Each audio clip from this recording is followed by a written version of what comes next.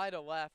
Zoo chasing back. He's running uphill. Still back, looking up. See you later. It hits off the wall and goes over. Second home run of the season for Brady Shannon. Team leading RBIs 17 and 18. It's all Sonoma 6-0. That ball just kept on carrying out to straightaway left.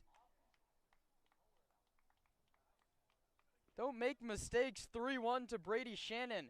Sebastian Buller learned that lesson one pitch too late. Here comes Mark Caviglia. Brady Shannon chases Sebastian Buller from the ballgame in the third. Breaking the action, pitching change. Sonoma 6, San Francisco nothing. 2 outs, nobody aboard in the third.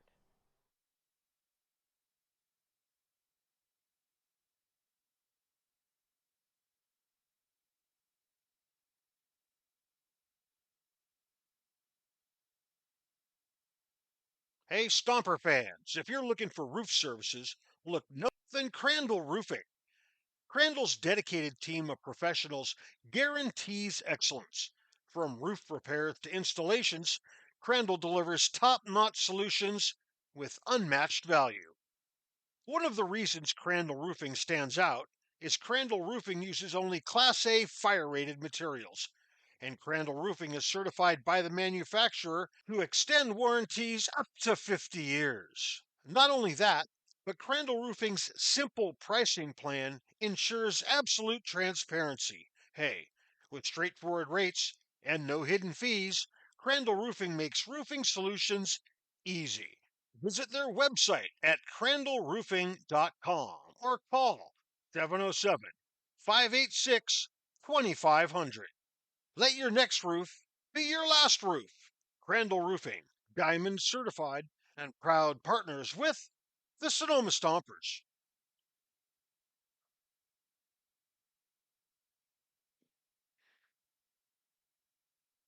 Flybird Margarita is our new and delicious cocktail that's ready to go, no bartender needed.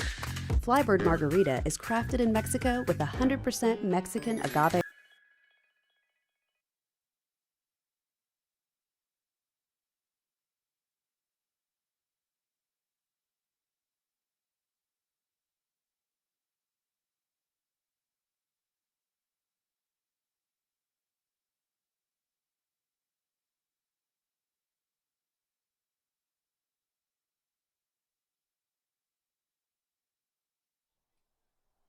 Reese Appleby is the new arm for San Francisco.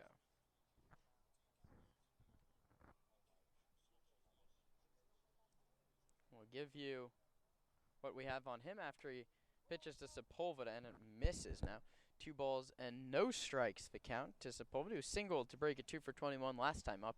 Appleby is making his 6th appearance. He has a 6.17 earned run average in 11.2 innings. He delivers to Sepulveda, who pops it up just over our heads. And the count's now 2 balls and 1 strike. 11 walks in 11 innings, just 5 strikeouts.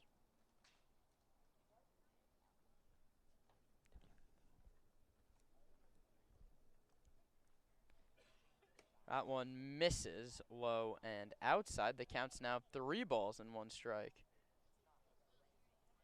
Thanks for battling through the technical difficulties we're having today on the road. If you missed it, Brady Shannon crushed a 2-run home run to make this now a 6-0 Sonoma lead in the third.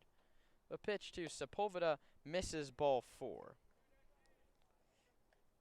So Reese Appleby's day starts with a walk, and that means we can close the book on Sebastian Buller, who went 2.2 innings. He gave up 5 hits, 6 runs, 4 of them earned, 1 walk, and 2 strikeouts. He gives way to Reese Appleby, who starts his outing by ceding a free pass to Sepulveda. Now it's the 9-hitter Kieran Baker, who dropped down a perfect bunt on the first pitch. That one is in there for a called strike.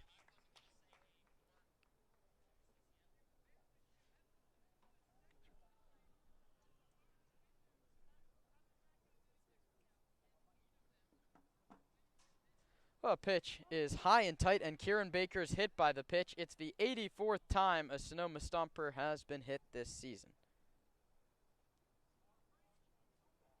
Tough start to the outing for Appleby. Walk hit by pitch. The Stompers are set up first and second, 2 outs, and Colton Boardman has a chance to pick up another RBI.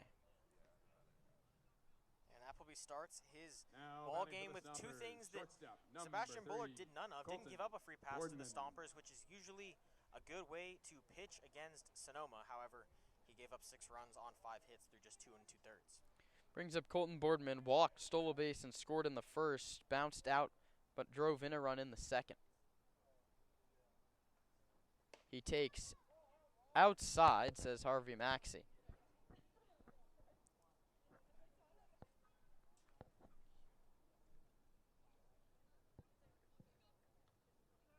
Boardman, a left-handed hitter. Appleby delivers. Colton takes low 2-0. Reese from right here in San Francisco pitched at Cal Poly Slow last year, redshirted his freshman season. He stands 5'9" and weighs in at 185 and is struggling to get on the same page as his catcher Jordan Maskey. Now they agree. He has to pitch a 2-0 to Boardman. That one's low, inside 3-0. One more wide one loads up the bases for Sonoma.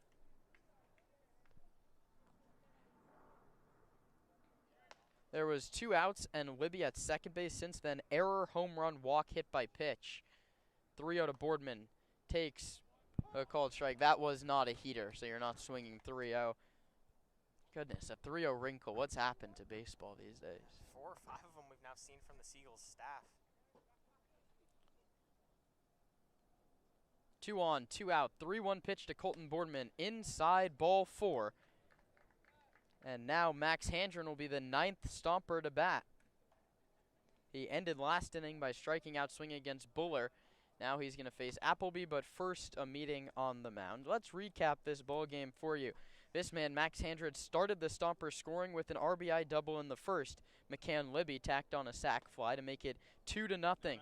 It took 20 pitches for Jaden Harper to get out of a scoreless bottom of the first. The Stompers said, let's keep scoring. A couple of singles from Shannon and Sepulveda, and Colton Boardman with an RBI ground ball. Then Jaden Harper, in the most impressive feat we've seen this season, threw an immaculate inning with 8 swings and misses. That was 3 strikeouts in the bottom of the second. Sonoma was gifted an error by Jake Brewer. Mateus Haas's ground ball should have ended the inning. Since then, Shannon hit a 2-run home run. Sepulveda walked.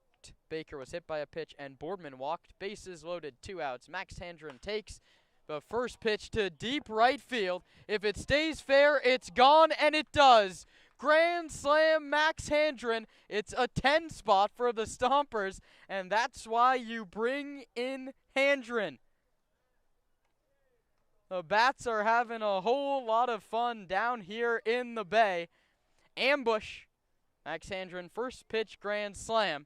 His 11th hit of the season. RBIs 9, 10, 11, and 12. And it's all Sonoma. Yeah, just a great piece there. He got a fastball, first pitch, middle, low. Got the barrel to it, lifted it to right. That one, and no doubter, about 10 feet inside the foul pole. What a way to extend the lead.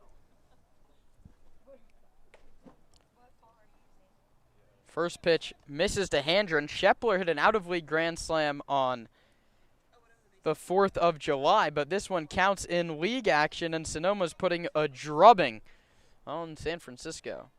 Hegeman swings and misses, and Hegeman does not want to be known for making 2 outs in the same inning.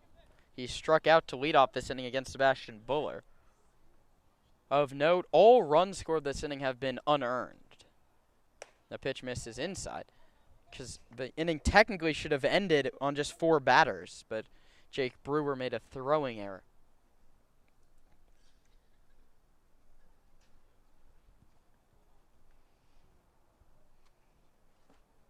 Pitch on the way to Hegeman. Cam bounces it to shortstop. Hodges fields chest high and throws in time to get him. Hegeman's retired twice, but just one other Stomper goes down in an inning where the Stomps hit 2 home runs and played 6. Driver's seat's an understatement. It's 10-0 after 2.5.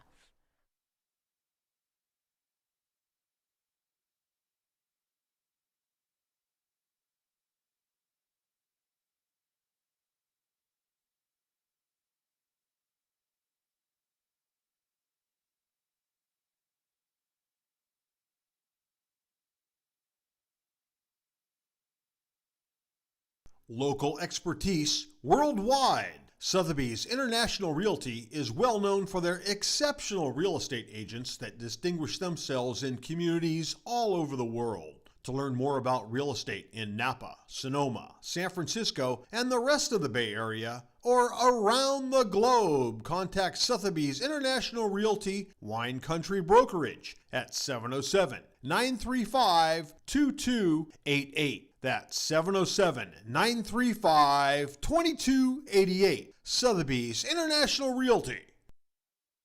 The Sonoma Stompers are excited to have Jacob's Restaurant providing all of our concessions this season. At the ballpark, you'll find gyros, Chicago dogs, pizza, and salads. But in their restaurant, you'll find an outstanding menu featuring the best Mediterranean-style offerings in town. Seafood linguine, chicken piccata, ravioli, risotto, pizza, and so much more. Don't forget to try their desserts. Jacob's Restaurant is located on 1266 Broadway, right next to Traintown. Jacob's Restaurant and the Sonoma Stompers.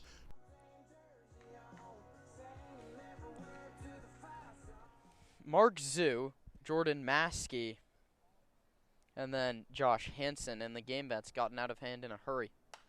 That one swung on and fouled back, and if you're counting with me, that's 10 consecutive pitches that have been strikes after an immaculate inning for Jaden Harper. The Stompers have an immaculate inning and a grand slam in the first 2.5 innings of this ball game. That's an impressive feat, and there's one that finally misses from Harper. A 7 spot in the top of this inning. Stompers a touchdown and a field goal through 3. That one sent in the air on the infield. Colton Boardman, the captain of the infield, does just that. He calls off the second baseman, Libby, and fields the soft line drive behind second. Number 10, Jordan Maskey. Josh Hansen led off this game with a single. Since then, it's been 7 consecutive outs, including 4 Ks for Jaden Harper. And Roman, we were a little worried yesterday when Braden Gentz threw in a 7-run game. Haroon Pelja, one of the Stompers' starters, threw in relief. And Zach Pace said, I trust my offense to go win one in San Francisco, and they're well on their way to doing just that. They're pacing a 30-run affair if they keep up this pace. Well, it wasn't that we don't trust the pitching staff, because this has been one of the best pitching staffs The best pitching staff in the CCL, and it's not close. The issue is there that you're a little bit depleted bullpen arms. It's been a long week now. You just need some really quality innings from each of your guys. And some key run support as well, which they've gotten through 3. 1-0 misses 2-0 to the 9-hitter Maskey, making his debut for San Francisco. He played at De Anza College, where in 30 games he tallied 12 hits. 3 of them went for doubles. This one goes foul as it kicks past Mark Caviglia, coaching first base. And now, if you're San Francisco, the problem is you still have to pitch the next 6 innings.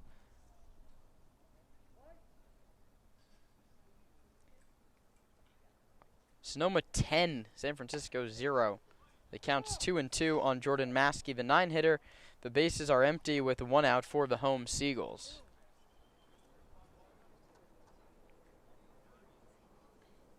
Max Handren destroyed that home run in the top of this inning, by the way.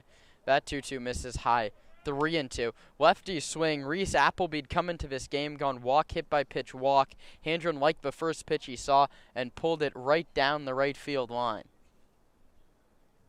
Oh, pitch from Harper is low. That's the first free pass allowed by Jaden.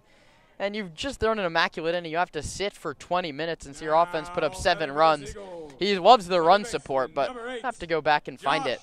Hansen.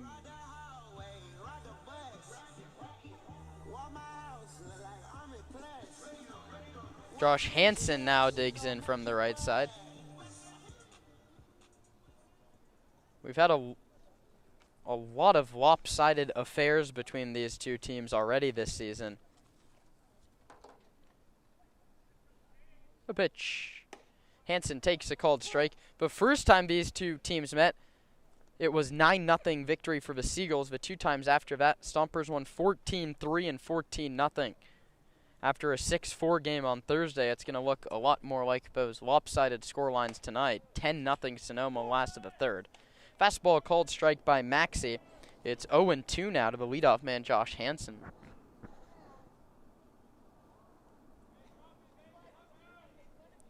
Very short lead for Maskey off first base, held on by Keys.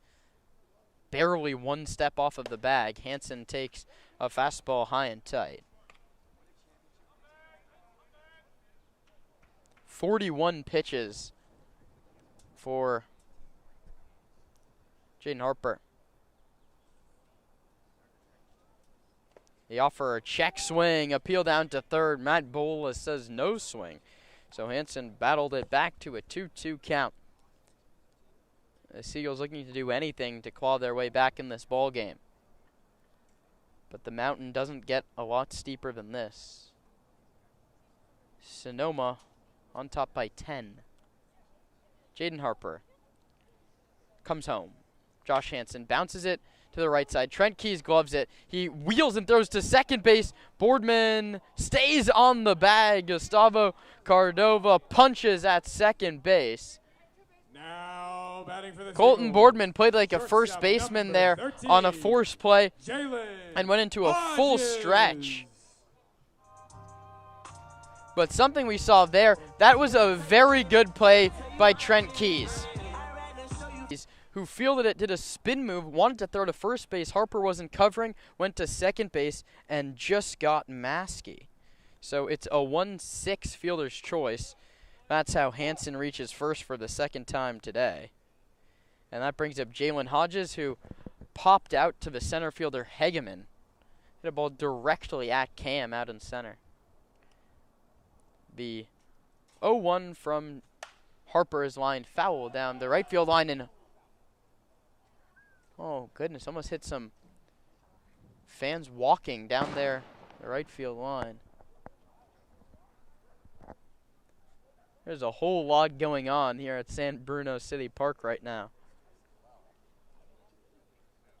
0-2 pitch on the way from Jaden Harper to the righty Jalen Hodges. So it's Jaden to Jalen. Let's see who wins the battle. It's the pitcher out ahead in the count, no balls and 2 strikes. Shakes from Sepulveda, gets the one he likes, delivers, line foul. Been late on the last 2 pitches, and something I've noticed here, Roman, is Jaden Harper knows what pitch he wants to throw every time. He's calling his own baseball game. No fear at all of shaking Esteban Sepulveda. They agree on the first sign that Esteban puts down this time. Harper takes a look at first, comes home with the baseball and misses low and outside, 1-2. Now over 50 pitches for Harper. You wonder how far Zach Pace lets him go in a game that's not particularly close.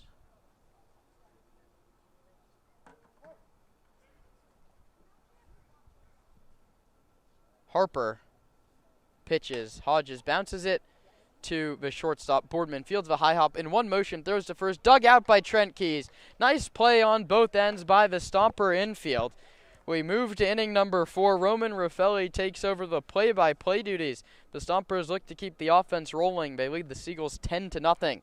You're listening to Stompers Baseball on the Sonoma Stompers Radio Network. With Crandall Roofing to bring you the Grand Slam seating section. All grandstand seats are now sponsored by Crandall Roofing, the best roofers in the North Bay. Let your next roof be your last roof. Call Crandall Roofing, Diamond certified and proud partners with the Sonoma Stompers. Hey Stomper fans, if you need tree service, call Arbor MD. Proper tree care is essential for ensuring the safety, health, and beauty of your trees.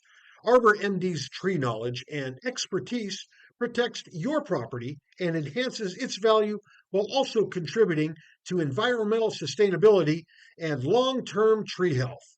Call Arbor MD for all your tree care and landscape needs. Nana's estate-grown extra virgin olive oil is made from olives grown exclusively on the property of Vianza Winery. They were hand-harvested and pressed to create Nana's extra virgin olive oil. Go to shop.vianza.com to see why Nana's olive oil is the very best. United States Congressman Mike Thompson, representing California's 4th District, is a proud supporter of the Sonoma Stompers. The Sonoma Stompers invite you to dine at Verano Cafe. Longtime Sonoma natives Veronica Perez and Carlos Rubio listen to the community. The Stompers with a 10-0 lead over the San Francisco Seagulls through 3. It's McCann Libby leading off the top of the 4th. He singled and scored in the 3rd. 1 of 10 Stompers to hit. First pitch misses high and in from Reese Appleby, who came in relief of Sebastian Buller. He went 2 2/3, 5 hits, 6 runs, just 4 of them earned. Didn't walk or hit a batter and struck out 2. Second pitch from Appleby popped up foul over the first base line. The ball out of play, though. First baseman Seckler could cross out of the ballpark. There's no fence.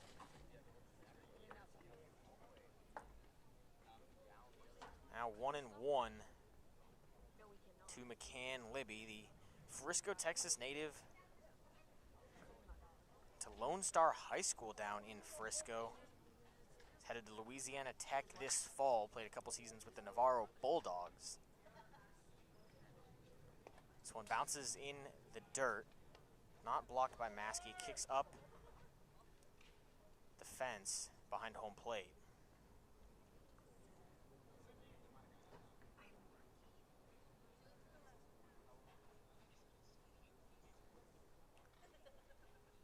It's 10 runs on just 6 hits for the Stompers early, taking advantage of a couple errors, a couple free passes, and 2 home runs. One off the bat of Brady Shannon, that scored himself and Mateus Haas, and then a grand slam from the Golden Bear Max Handren. That came with 2 outs in the 3rd. Pitch to Libby, outside corner, now 2 strikes in the count, 2-2. Right-handed Libby against the right-handed pitcher Reese Appleby out of the Seagull bullpen. Appleby comes set at the belt. Wines delivers, and it's a ball in the gap. It'll get down in front of Zoo. Libby rounds first, headed for second. The throw not in time. A stand-up lead-off double from McCann Libby.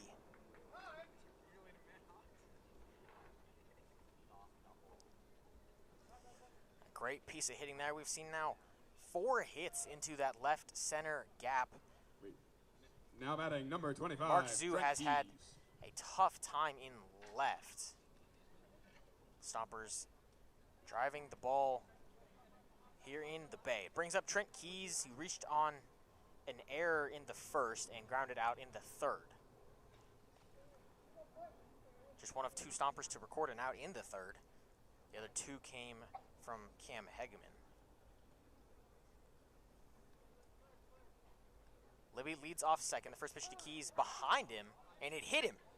To no one's surprise, Trent Keys gets first base on a hit-by pitch. That's the 17th time he's done such this season. And now his 33rd free Now pass for the Stompers, in designated hitter number CCL 14. play. Mateus Haas, who is our hot dog hitter of the night. Mateus If Haas takes strikes out, the box. Hot He dogs popped are half out and price reached on for the an next error. half inning. Thank you to Those in the AWC. 1st and 3rd innings. The 2-lane third baseman and first baseman had 4 home runs, 40 RBIs this last spring. 2 on, no outs. Hits the first pitch he sees high and deep to right, but fading foul. Appleby ahead 0-1 to Mateus Haas, whose brother Nick also plays on the Stompers. Though his season might be over, has a shoulder injury.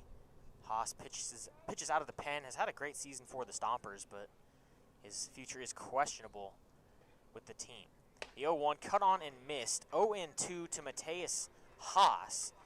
McCann Libby stands on second. He doubled. Trent Keys was hit by the first pitch he saw. He stands off first. 2 on, no outs. Top of the fourth here at San Bruno. Appleby set at the belt. Lifts the leg, delivers, and it's fouled off again down the right field line. Good battle brewing so far for Haas, the DH in his first game with the Stompers. He'll wear number 14 tonight and likely for the duration of the season. Stompers bringing in the ringer, looking to make a late push, just half a game back of Alameda in the CCL North standings. Libby on second, Keys on first. The pitch to Haas at the plate, hit hard at Jake Brew at third. He can't field it. It kicks up. Jalen Hodges tosses to second, and they get the out. A hard hit ball at the feet of Brewer. He got in front of it, kicked it up. It rolled up him like a ramp and kicked towards Hodges at short, who grabbed it and flicked to Hansen at second. So it's a 5-6-4 fielder's choice. That brings up Brady Shannon.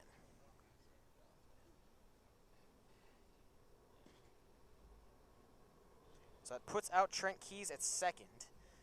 Haas now on first. Runners on the corners. 1 out, gone for the Youngstown State Penguin, who hit his second home run of the season last inning. That scored himself and Mateus Haas. Now 18 RBI on the season for Brady Shannon. The 1-0 outside corner called a strike. Now 1-1. Libby advanced to third on the fielder's choice. Hit by Haas. Trent Keys was put out at second base. Now runners on the corners and 1 gone, top of the fourth. Pitch from Appleby, outside corner, called strike 2. Harvey Maxey giving a ball off the outside edge. Now 1-2 to Brady Shannon.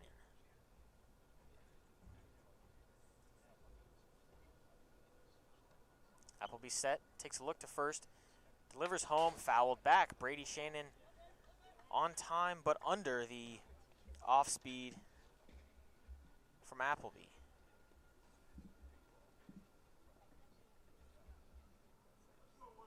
Thanks for joining us despite some technical difficulties. The road setup struggling with some signal down in the bay. 1-2, Appleby set. Delivers, misses low with a fastball. Now 2-2.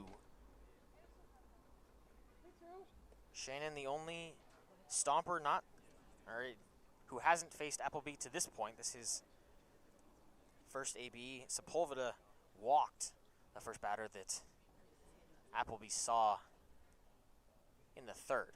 The 2-2 spiked in the dirt. Now full count. Runners on first and third. That's Haas and McCann Libby.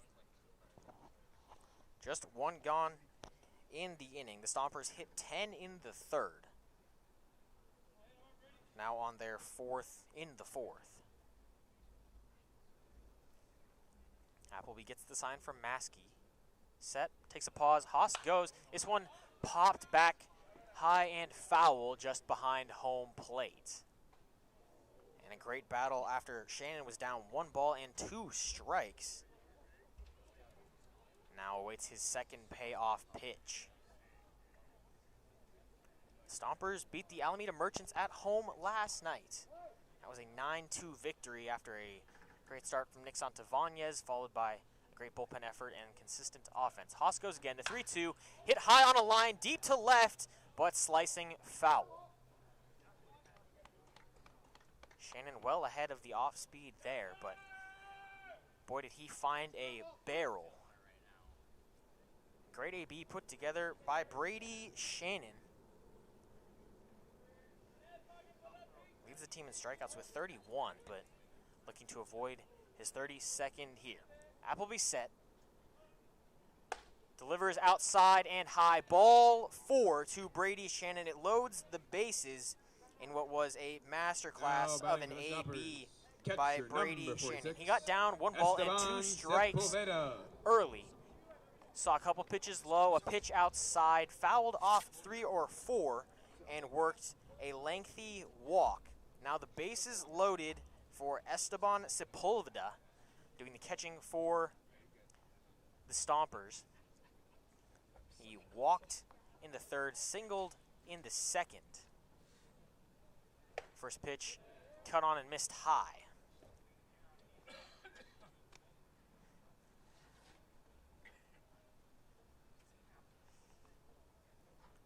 McCann Libby stands off third.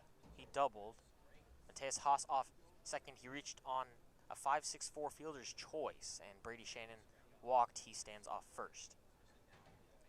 Appleby delivers from the stretch to Sepulveda inside. Working out of the bases loaded jam. He got himself into one in the third inning. That ended with a Max Handren grand slam.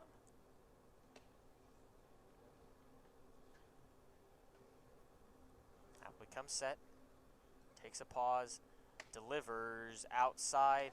Not given by Harvey Maxey. That's been the favorite pitch from Reese Appleby, but he can't get the call there.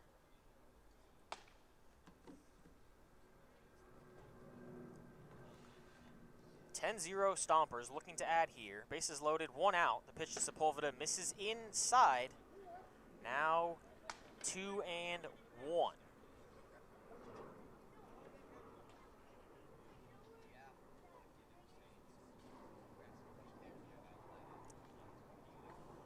(2-1) to Sepulveda. Appleby gets the sign from Maskey. Bases juiced, 1 gone. 10-0 Stompers. This one driven to shallow left. Zoo comes on, fields it on a hop, throws in, not in time to get McCann Libby.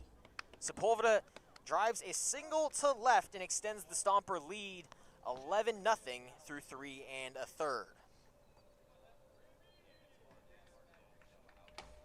Now batting for the Stompers, left fielder number 12, Kieran Baker. The single from Sepulveda, his second of the ball game. He's now had, well, he's reached first base in 2 different ways, but 3 times. Gets an RBI there when McCann Libby trotted home the 90 feet. The RBI, his 10th on the season. This one hit high into shallow right field. Hansen there to make the grab. The P4 puts down Kieran Baker, who put down a sac bunt his first time, was hit by a pitch, scored in last inning, and now Batting for the the Stompers, P4 puts him down. shortstop number 3, Colton Boardman. It rolls the order over to the top. 2 gone, bases still loaded for Colton Boardman, who's going to have his 4th at-bat in as many innings. He's got a pair of walks and a ground out. Yeah, Sepulveda with that RBI becomes the 8th Sonoma Stomper, or actually the 9th Sonoma Stomper to crack the 10 RBI mark. Handren and Sepulveda both came in under 10. Handren's already driven in 5 today. Have a day. Colton Boardman takes high, ball 1. Brady Shannon, the RBI leaders, just kept pouring him on as well. He's tacked on 2. Boardman was right behind him. He's tacked on 1 as well. Boardman, the lefty, stands in. Pitch from the righty. Appleby hit right back up the middle. Off the glove of Hodges. It'll score a pair. Haas trots in. Brady Shannon wheels home. And Esteban Sepulveda, the third. Boardman, what I believe will be ruled an RBI single to extend the inning and score a pair. Yeah, speaking of RBI leaders on the team, Boardman came into today Now batting, 1 behind Shannon, and he's now caught him. They both have 18. Boardman's driven in 3 on the day. Shannon's driven in just 2 today, and that brings up Handren, who's driven in 5 today. Not the guy you want at the plate. We're going to see a mound visit and a pitching change for the Seagulls. We'll take a break on the Sonoma Stompers Radio Network, and when we come back, the Stomps lead 13-0. Local expertise worldwide. Sotheby's International Realty is well known for their exceptional real estate agents that distinguish themselves in communities all over the world. To learn more about real estate in Napa, Sonoma, San Francisco, and the rest of the Bay Area, or around the globe, contact Sotheby's International Realty Wine Country Brokerage at 707-935-2288. That's 707-935-2288. Sotheby's International Realty. The Sonoma Stompers are excited to have Jacob's Restaurant providing all of our concessions this season. At the ballpark, you'll find gyros, Chicago dogs, pizza, and salads. But in their restaurant, you'll find an outstanding menu featuring the best Mediterranean-style offerings in town. Seafood linguine, chicken piccata, ravioli, risotto, pizza, and so much more. Don't forget to try their desserts. Jacob's Restaurant is located on 1266 Broadway, right next to Traintown. Jacob's Restaurant and the Sonoma Stompers, proud partners.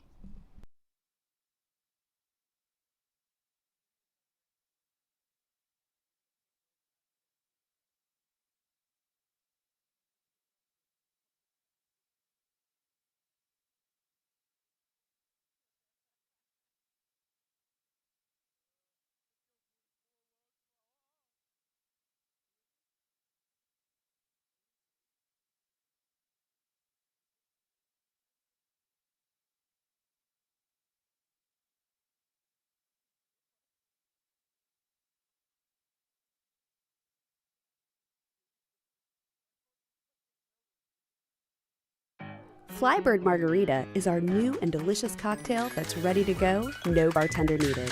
Flybird Margarita is crafted in Mexico beneath. The pitching change ends Reese Appleby's night. He leaves a bases-loaded mess for Alan Gaber.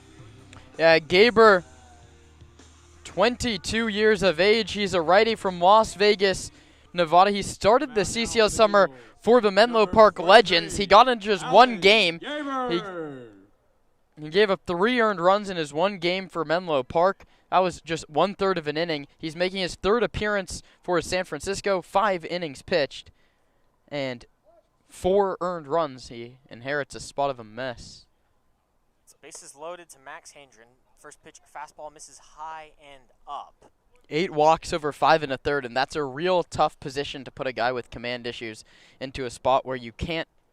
You do have second base open now, but you walk Hendren and it doesn't get any easier. Yeah, second base open, not bases loaded. First and third, Boardman at first, Esteban Sepulveda third.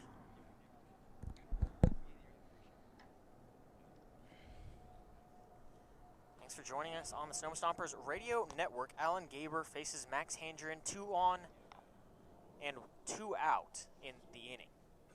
Pitch to Hendren, taken off the inside corner, but called a strike. Hendren thought it was inside, had an exchange with Harvey Maxey behind the plate.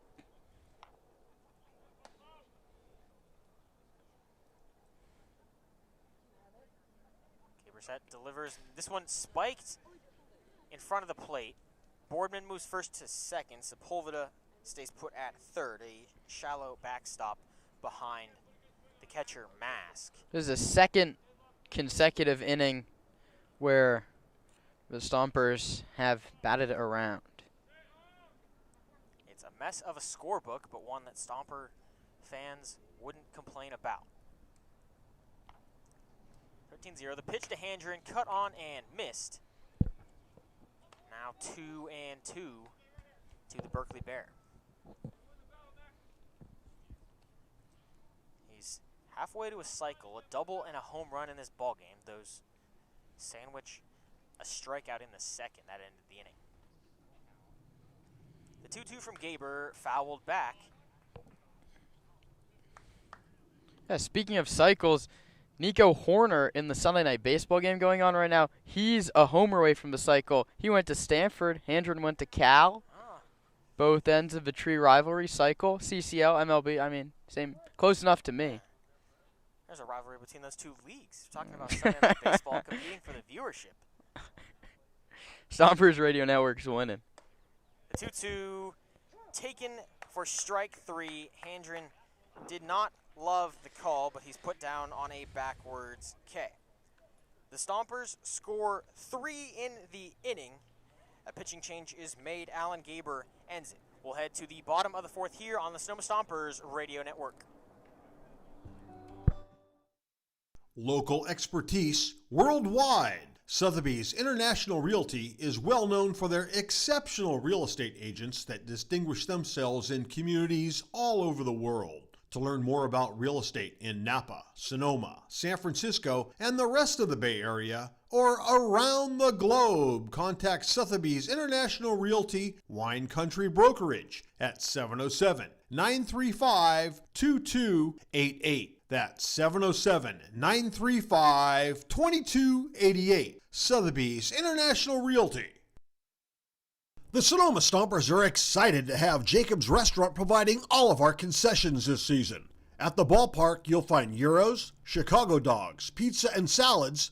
But in their restaurant, you'll find an outstanding menu featuring the best Mediterranean-style offerings in town. Seafood linguine, chicken piccata, ravioli, risotto, pizza, and so much more. Don't forget to try their desserts. Jacob's Restaurant is located on 1266 Broadway, right next to Traintown. Jacob's Restaurant and the Sonoma Stompers, proud partners.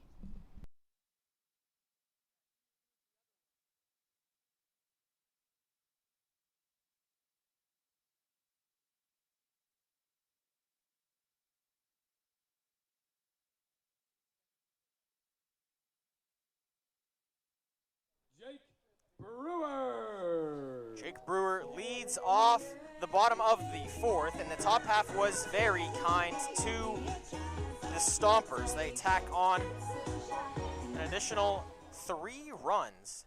They drive Reese Appleby out. He went just an inning, 4 hits, 7 runs, 3 earned. He walked 3, hit 2, didn't strike out any. First pitch from Harper. Brewer puts down bunt, but fouls it back into himself. 9 of the 12 players that Appleby faced reached base. Brewer 0 for 1 on the evening, and I just bombed a great stat from Kieran Costa. I know it's worse. Seagulls pitching performance or us in the past 30 seconds. Goodness. 0-1 to Brewer. Tries to bunt once again, but it goes foul down the first base line. He'll have to swing it down 2 strikes to Jaden Harper, and that's not a spot I'd care to be in. Still the 4th inning, by the way, for anyone just joining us an hour and 45 minutes after scheduled first pitch. Harper winds, deals, called strike, ball 1 on the zone of Harvey Maxey, and the inning continues for us. That's one where we saw in Alameda on Tuesday, Riley Winchell did a great job of just selling the home plate umpire on the pitches. Esteban Sepulveda tried to do that there. Harvey Maxey didn't bite. It's one lined foul off the bat of Brewer. Brewer, a guy with plenty of pop, 3 extra base hits on the season, a .342 average entering today's ball game, but tried pretty aggressively to put down a bunt twice against Harper here. Harper 4 strikeouts through 3 innings. Winds, delivers, fouled back. Good AB from Brewer.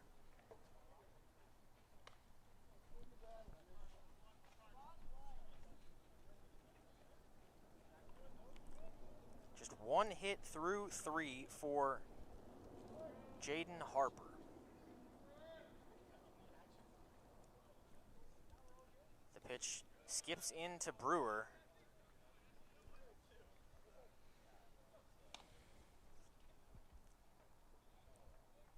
It's 13-0 in favor of the Stompers. That's 9 hits to score 13 runs.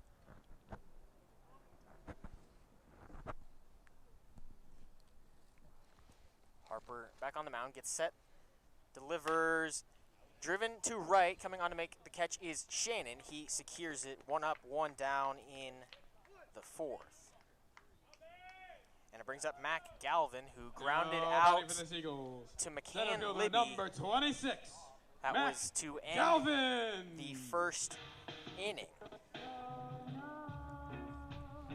That left Josh Hansen at second base. The first batter of the ballgame for the Seagulls has their lone hit. We're now an out down in the fourth. First pitch to Galvin, fouled down the third base line. And there's some stretching going in the Stomper bullpen. Yeah, one thing from Harper today, the layoffs have been really long. The Stompers have gone 1 run, 7 runs, 3 runs on his returns to the bump. I don't think he's complaining about 13 runs of run support. No, you'll never complain about the run support. The only thing to note is you've got to be, disciplined as a pitcher to know how to handle yourself in your following inning with this much run support. This one hit high but foul down the left field line. Early On what looked like the slider from the lefty Harper. He's added his 18th, 19th, 20th, and 21st strikeouts of the season. He's pitched just 12 1/3 innings for the Stompers. Ahead with 2 strikes on Galvin. The pitch fouled back again. This one late on the fastball over the first. Yeah, I remember the 3 notes I had written down today coming into this one have all really come to fruition. I had 83 team hit by pitches. That's climbed to 85. I had Hansen being the only player in the Seagulls lineup to walk more than he strikes out. Harper's only walked 1, and he's struck out 4. And then the last one, Sonoma scored in the first inning the last 3 times. Yeah, they scored 2 in the first inning and have somehow stepped on the gas even more than that to lead 13-0 in the fourth. The offense comes in waves at San Bruno, but not in favor of the home team. A check swing keeps Galvin in the box. A good AB put together here against Harper.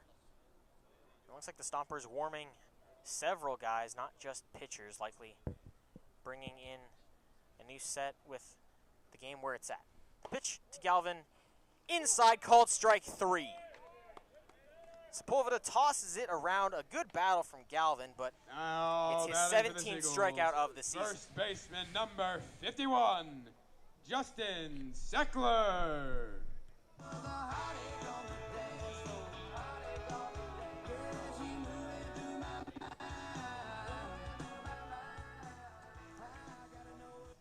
That brings up Justin Seckler making his Seagulls debut. He struck out in the first of 3 in the second. That was an immaculate inning from Jaden Harper. First pitch strike taken by Seckler again.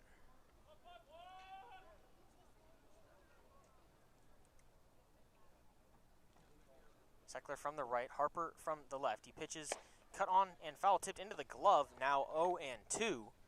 Seckler has seen 5 CCL pitches. They've all been strikes from Harper. Gets the sign, quickly delivers, and it's another 3-pitch strikeout for Justin Seckler. It ends the inning 6 strikeouts through 4 from Jaden Harper. We'll head to the top of the 5th here at San Bruno. The Seagulls down 13 to the Sonoma Stompers. If your son or daughter loves to play baseball.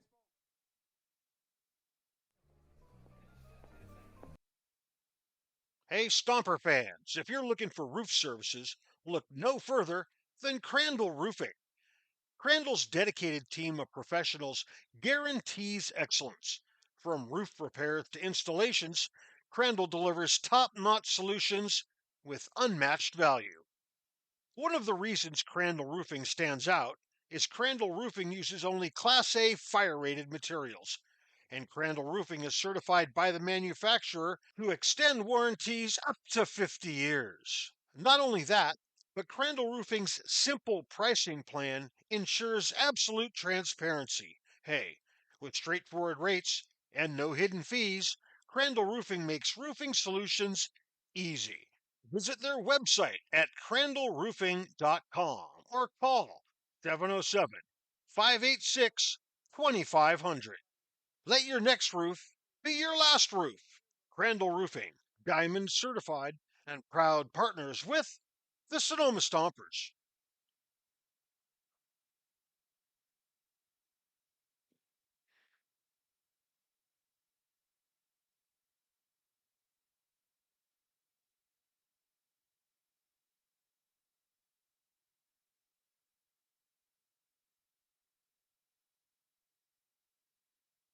At Ricci Vineyards, we feel that wine and baseball are the perfect pairing, and we are proud supporters of our Sonoma Stompers. Our family-run vineyard has been farming and growing grapes and carneros for over 40 years. We encourage you to witness our wine journey and check out our selection of boutique offerings at RicciVineyards.com. The Stompers are proud to have Adams Chiropractic as our official chiropractor. Keeping our players healthy and in the lineup is our #1 priority, and Adams Chiropractic is right there every step of the way, thanks to Dr. Lawrence Adams. Ben Sebastiani. Ben Sebastiani, the first of what is likely several substitutions for the Stompers. He hits for Cam Hegman. And while it wasn't a CCL competition on the 4th of July, Ben put together a 3-hit performance, including a 3-run home run. First pitch, well high and out from Alan Gaber, beginning his second full inning of work. There's first full inning of work, came in to get 1 out. That was Max Handren on a backwards K in the 4th.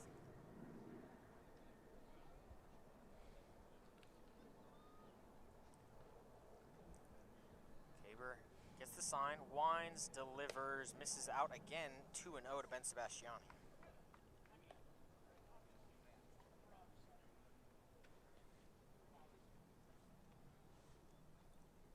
McCann Libby stands on deck. Sebastiani, right-handed batter, takes another pitch outside, 3-0 from Gaber.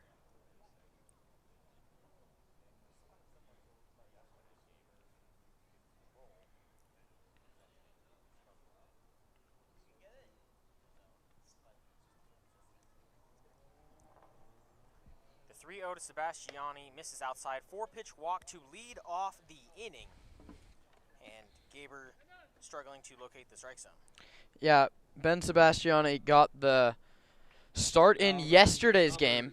Second baseman, number 49, McCann Libby. He had 4 at-bats. He swung the bat just once, 2 hit by pitches, 2 walks. So that's 5 consecutive league at-bats where he's reached without a hit. Sebastiani leads off first. Gaber now working from the stretch. Looks back, delivers to Libby. It's in the dirt. 5 consecutive balls from the hand of Alan Gaber.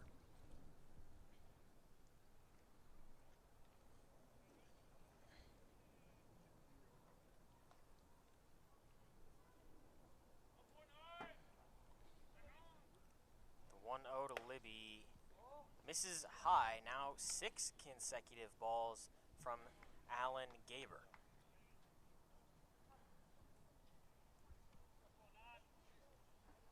Gaber has struggled with command. 8 walks in just 5 1/3 innings pitched. Entering this one. Out of town scoreboard, every single game with a North team playing it has wrapped up. The Blues beat the Crawdads by the final score of 9-3. The Merchants and the Legends split a twin bill, 11-8 Menlo Park in the first game. Alameda gets back to stay 500 on the day, 4-3 in a shortened 7-inning affair. That's 3-1 to Libby, taken for a strike. Excuse me, now 3-1. It was 7 consecutive going into that pitch. Gaber gets 1 there. Looks back at Sebastiani, comes set, delivers, gets 1 low in the zone. Now 3-2 to McCann Libby. Gets to swing the bat against Gaber. Harvey Maxey, a veteran umpire, he's not going to fall for it, but you want to see Libby maybe start heading towards first there. Take the walk before he gets it. The payoff pitch in the dirt, ball 4. Back-to-back walks to lead off the inning and brings up Trent Keys. Now batting for the Stompers, no stranger to first a walk baseman, himself. number 25. Yeah, what are Keys' numbers now? 17 hit by pitches, 16 walks, still only 13 strikeouts. That's an underrated all-star bid for Trent. A guy that can play multiple positions, first base and right field. Yeah, saw him playing right yesterday. Made a couple nice plays.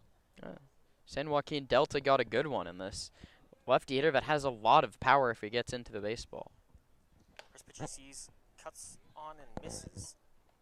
Big hack. Keys He's 0 for 1 in the ball game, a hit by pitch, an error to complement a ground out to second base.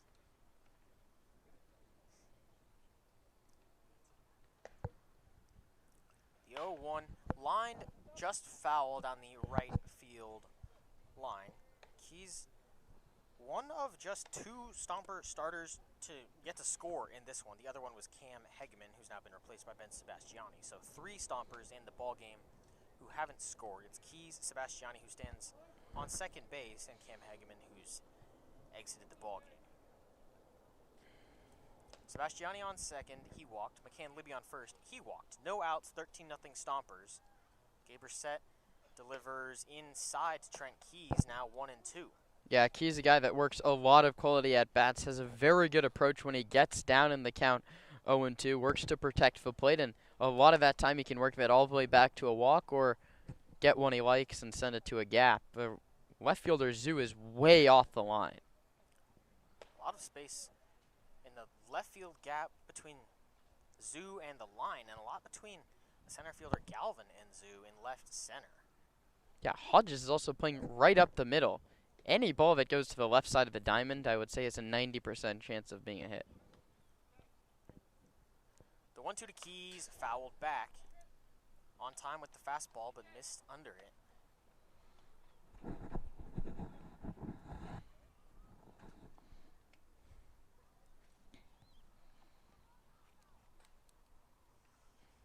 Keys bats from the left. The pitcher Gaber throws from the right. Takes a look back at Sebastiani, comes set at the belt. Pitch chops to the first baseman Seckler, who goes to second for 1. The throw not in time back to the bag. McCann Libby's put out on the fielder's choice. It goes 3-6. Batting for the Stompers, designated hitter number 14, Mateus Haas, who is our hot dog batter, brought to you by AWC. Remember, if Haas strikes out, it's half-price hot dogs for the next half inning. Tough day to have a hot dog batter. Stompers only struck out twice. It's the 5th. Stompers a team that have swing and miss in them. But yesterday, even in a loss, they only struck out, or yesterday in a win, a 9-run output from the offense. They only struck out 5 times. Zach Pace has to be happy about how they've cut down on the K recently. First pitch to Haas, well in the dirt. And, well, Haas, not a guy who strikes out much. He hasn't, in his Stomper debut, he's reached base twice. That was an error and a fielder's choice. A weird 5-6-4 back in the 4th. And now if we were doing the hot dog batter research, it likely wouldn't have been the 2-lane, nearly everyday starter, especially with a guy like Brady Shannon behind him.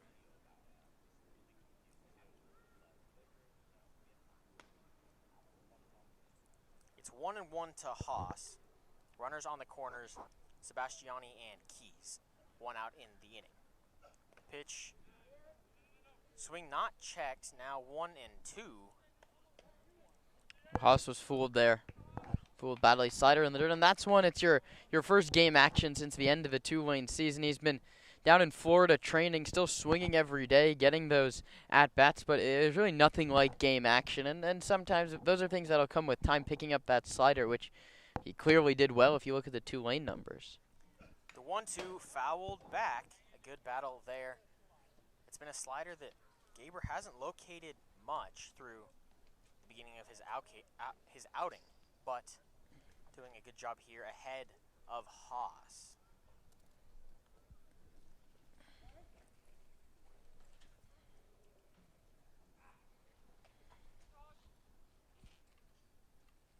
The 1-2 again misses inside. Trent Keys will take second base, but Ben Sebastiani stays put at third.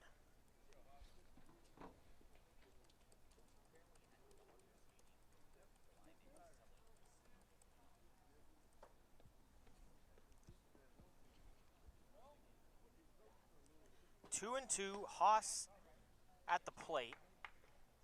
Alan Gaber on the bump. Runners on second and third.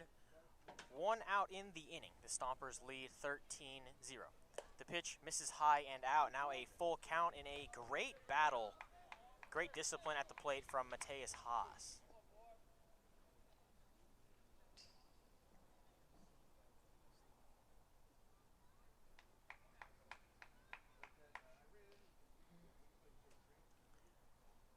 Gaber set, lifts the leg, delivers. It's a ball behind Mateus Haas. He didn't seem to love that. He slowly took the gear off, tossed the bat over, and he'll have a one-out walk to load the bases for Now Brady batting Shannon, first who up, has a home right run in fielder this ballgame. number 37, Brady Shannon.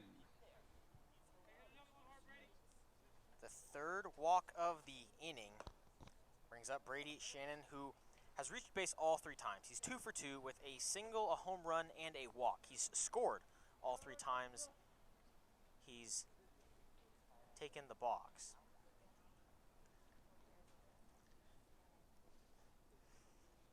Ben Sebastiani led off with a walk. He stands on third.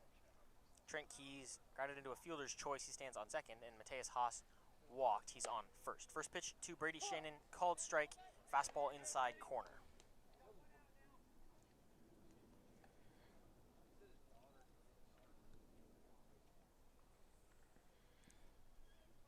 Alan Gaber, 14 strikes, 16 balls since coming in from the bullpen. This one fouled back off the bat of Brady Shannon.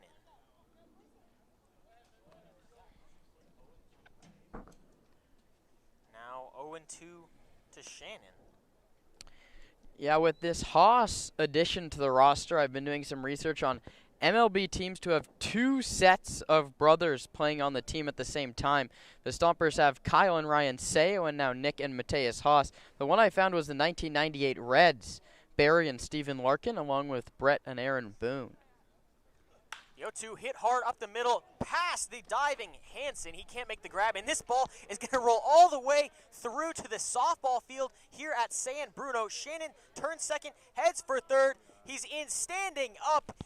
It's a 1-out, 3 RBI triple for Brady Shannon. He extends the Stomper lead 16-0. Yeah, now Psycho Watch is really in order.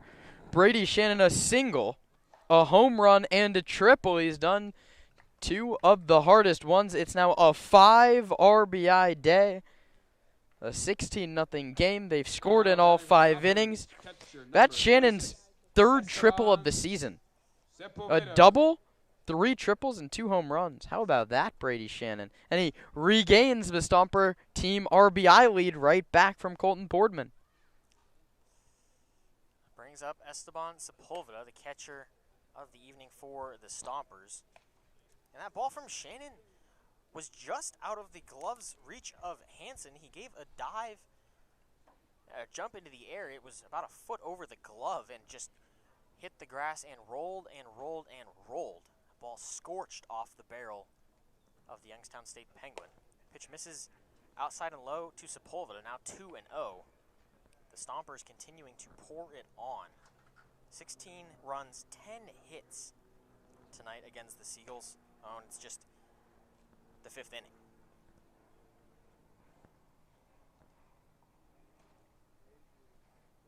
Sepulveda misses outside in the dirt. More warming in the Seagull bullpen.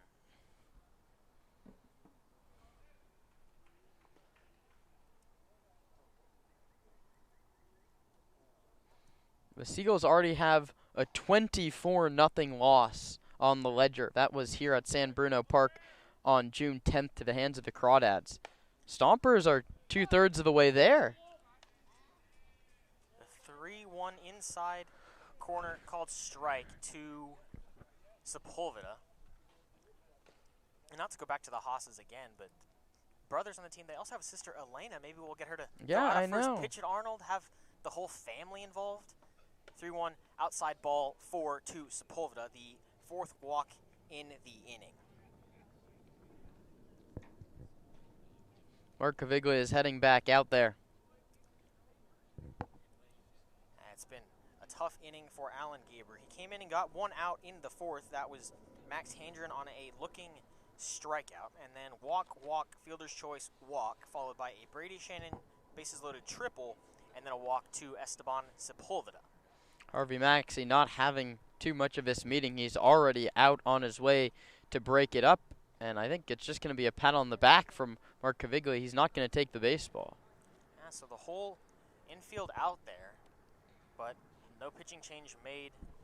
Gaber remains on the bump. Roman Raffelli, Kieran Costa here on the Sonoma Stompers Radio Network. Thanks for joining us here in the top of the fifth. For the Stompers, number 12, Kieran Baker.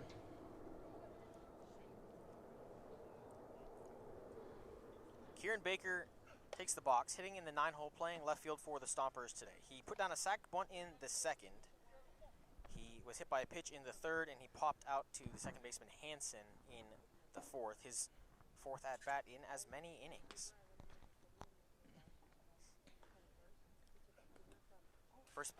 Second pitch gets past Maskey behind home plate. And Esteban Sepulveda moves to second base. Yeah, Shannon and Sepulveda and now Baker will be the third person to hit in the last 4 innings. Shannon's gone single, home run, walk, triple for 5 RBIs in 3/4 of a cycle. Sepulveda's gone single, walk for just 1 RBI. What kind of numbers is that? It's been a messy one for the Stompers on the offensive end.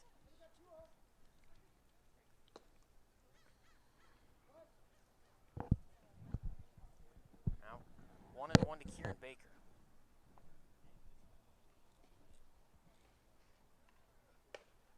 This one misses up from Harvey Maxey. Front hip slider right on right there from Gaber. Bent Baker back out of the way, but stayed just a little bit high. We were talking tongue twisters yesterday. Bent Baker back out of the way. That 3-0 misses. It's ball 4 to Kieran Baker, and it's the 5th walk of the inning, which rolls the order back to the top. Batting for the Stompers, shortstop number 3, Colton Boardman. This has to be the call. We'll see another mound visit, and it comes just a batter after the previous. We'll take a break on the Sonoma Stompers Broadcast Network and talk about the new arm from the Seagulls when we come back. Hey, Stomper fans, if you're looking for roof services, look no further than Crandall Roofing. Crandall's dedicated team of professionals guarantees excellence. From roof repairs to installations, Crandall delivers top-notch solutions with unmatched value. One of the reasons Crandall Roofing stands out is Crandall Roofing uses only Class A fire-rated materials, and Crandall Roofing is certified by the manufacturer to extend warranties up to 50 years. Not only that, but Crandall Roofing's simple pricing plan ensures absolute transparency. Hey, with straightforward rates and no hidden fees, Crandall Roofing makes roofing solutions easy. Visit their website at crandallroofing.com or call 707-586-2500. Let your next roof be your last roof. Crandall Roofing, Diamond certified and proud partners with the Sonoma Stompers.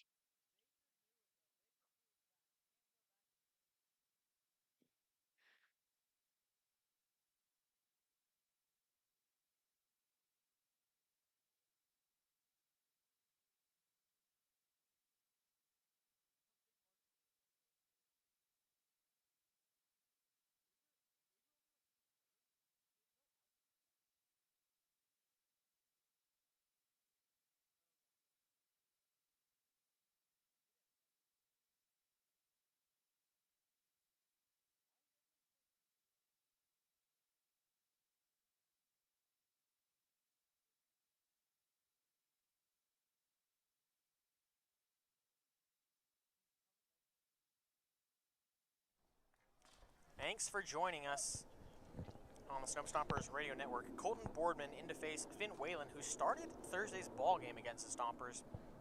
That one up at Arnold. First pitch misses high. Yeah, Whalen started today's game as the designated hitter. He's going to lead off when he gets himself out of this inning. 2-1 in 8 games with a 5.61 earned run average. He faced the Stompers on Thursday. He went 5 innings pitched, 1 earned run, and got the victory. That was his only start. So he takes the place of Alan Gaber, who pitched just 2 outs. That was the first of this inning and the last of the 4th. Top of the 5th, the Stompers lead 16-0. Bases loaded, 1 out. Colton Boardman swings and misses at a high fastball. Boardman up and extending his zone. 16-0 game, but still looking to take competitive at-bats. Whalen set at the belt. Blitz delivers high to Boardman. Jordan Maskey, this is his first game for the Seagulls, and it's been a very long one down in the crouch behind home plate. He'll be happy to have the day off tomorrow. CCL off day on Monday. Stompers will pick up action on Tuesday. That's hosting the Alameda Merchants. It's a big one. Whalen set to deliver this one high, nearly hit Boardman in the head. Now a 3-ball count to the Stomper leadoff, who has his 5th at-bat in as many innings. Oh, yeah. He's now hit in every inning. And Handren on deck would look to do the same, barring a double play. Second grand slam chance. Unless Colton clears him off here. Pitch to Boardman, driven to shallow right field. Waldvogel unable to make the catch, and he gets past the glove. Boardman rounds first, cruises into second as it shoots under the right field wall. It's a temporary one, mesh and movable in right, so it scores a pair, the two being Sepulveda and Shannon. It extends the Stomper lead 18-0. Yeah, that ball was dying all the way. Boardman loses an RBI because the ball rolled under the fence. Everyone would have scored there. I wonder if it will be ruled a single or a double. It's definitely a single with 1 RBI. You wonder if they give him both. You'd assume it's a ground rule double, but unsure on how the scoring goes either way. Max Handren takes the box, 2 on, 1 out. No grand slam number 2 for Max, at least in this at-bat, though at this rate he'll have another chance in the 6th. 1 gone in the top of the 5th. The Stompers lead 18-0. This pitch fouled back on Handren, who has a double, a home run, and 2 strikeouts.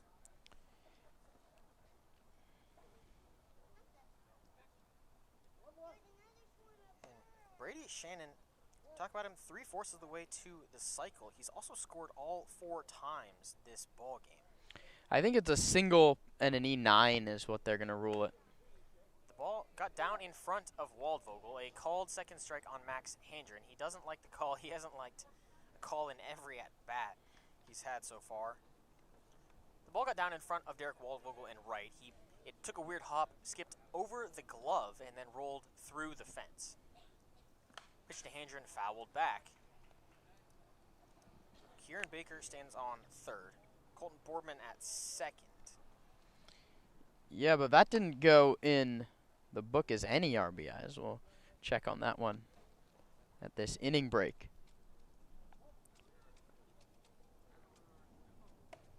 And the pitch called strike 3 on the inside corner. Handren walks out of the box, and Ben Sebastiani, who led off the inning, takes it again from the right side. Yeah, it's now a 3-strikeout day for Handren, who entered today with just 2. Not Handren's day after rejoining the lineup yesterday. Well, hey, his day a little bit. He has a grand slam.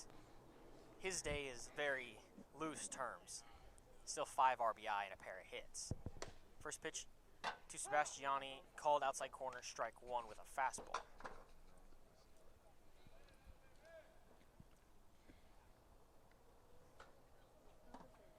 Finn Whalen struck out Handren after giving up a hit to Boardman after coming in relief of Alan Gaber. Pitcher misses high to Sebastiani, 2-0.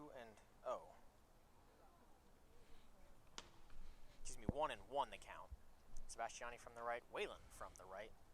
2 on, 2 outs. This one spiked, but a nice block from Maskey. Now a 2-1 count.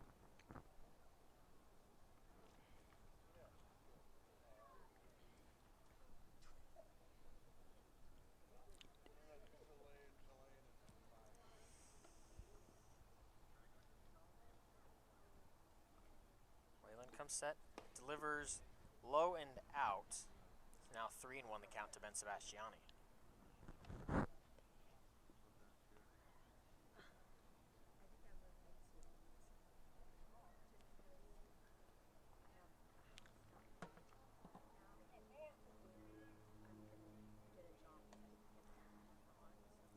One from Wayland, outside corner, strike number 2.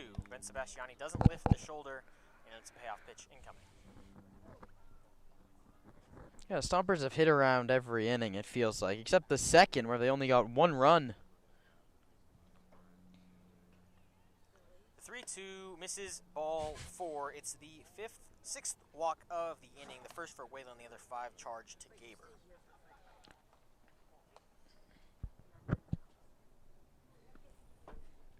Now Ben Sebastiani in the same inning has walked twice. It was the first to 2 different pitchers. How about that baseball stat watching? Libby brings up McCann Libby, who was the first out of the inning. That was on a fielder's choice off the bat of Trent Keys. First pitch outside corner called strike 1. Bases now loaded for the Stompers' second baseman, committed to Louisiana Tech.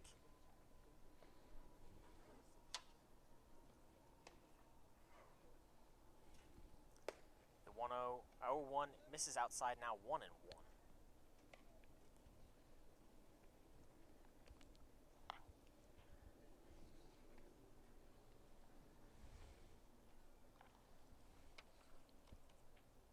Wayland set, pauses, pitches home.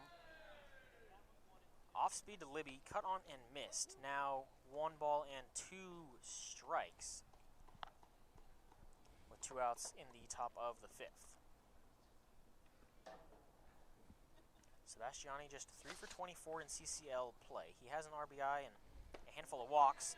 Libby swings and misses for strike 3 and the 3rd out of the inning. It was a lengthy one, but Finn Wayland comes in relief, gets a pair of strikeouts. We'll head to the bottom of the 5th here on the Sonoma Stompers Radio Network.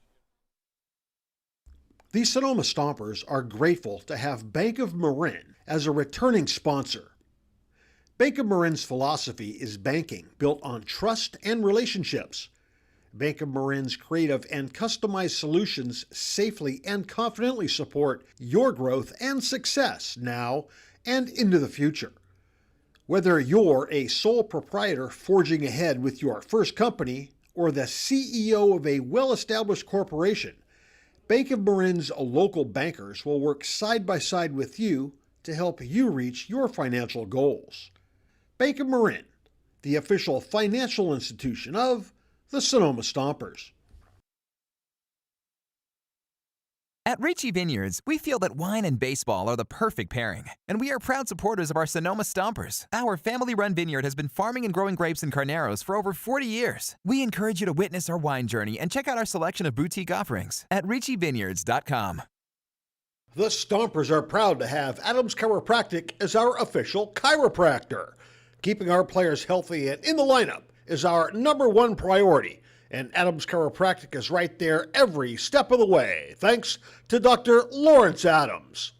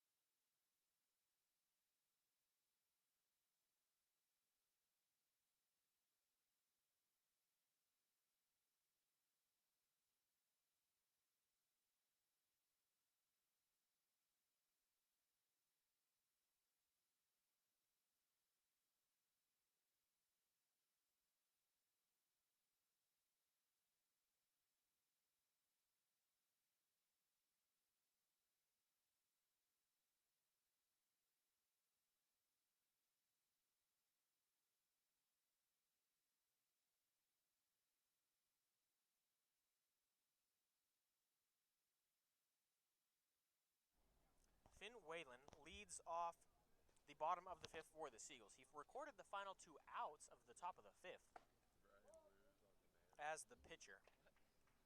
And he'll face not the starter, Jaden Harper, but Jaden Mason comes in relief after 4 outstanding innings from Harper. This one gloved by Boardman in the 5-6 hole to throw across in time to get Finn Whalen. A rocket off the bat, gloved and thrown across off the back foot. What a play for Colton Boardman.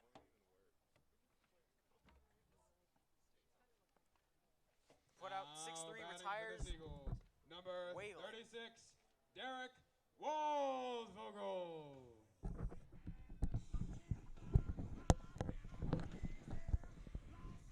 Credit to whoever's doing PA announcing here in San Francisco. Just as much gusto down 18-0 as he did in the 0-0 game. Everyone's got a job to do. I mean, look at us. We were cutting each other off left and right the second it became a 10-0 ball game. Harper, for the Stompers, went 4 innings, gave up just 1 hit, 2 base runners. The second was a walk. No runs, 6 strikeouts, 14 batters faced. Have a day, Jaden Harper.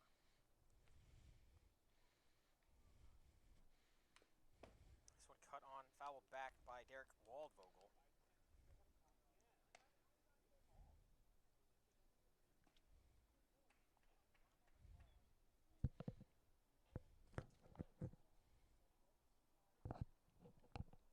Ben Sebastiani now playing left field. He entered for Cam Hegeman that moves Kieran Baker from left to center. Pitch from Mason, fouled right at Zach Pace down the third base line in front of the dugout, but he didn't even flinch. I think he got a piece of Nick Escalara, who was just going and talking to Skip during the at-bat, third base coach for San Francisco. He's right back on the fence. He's not worried.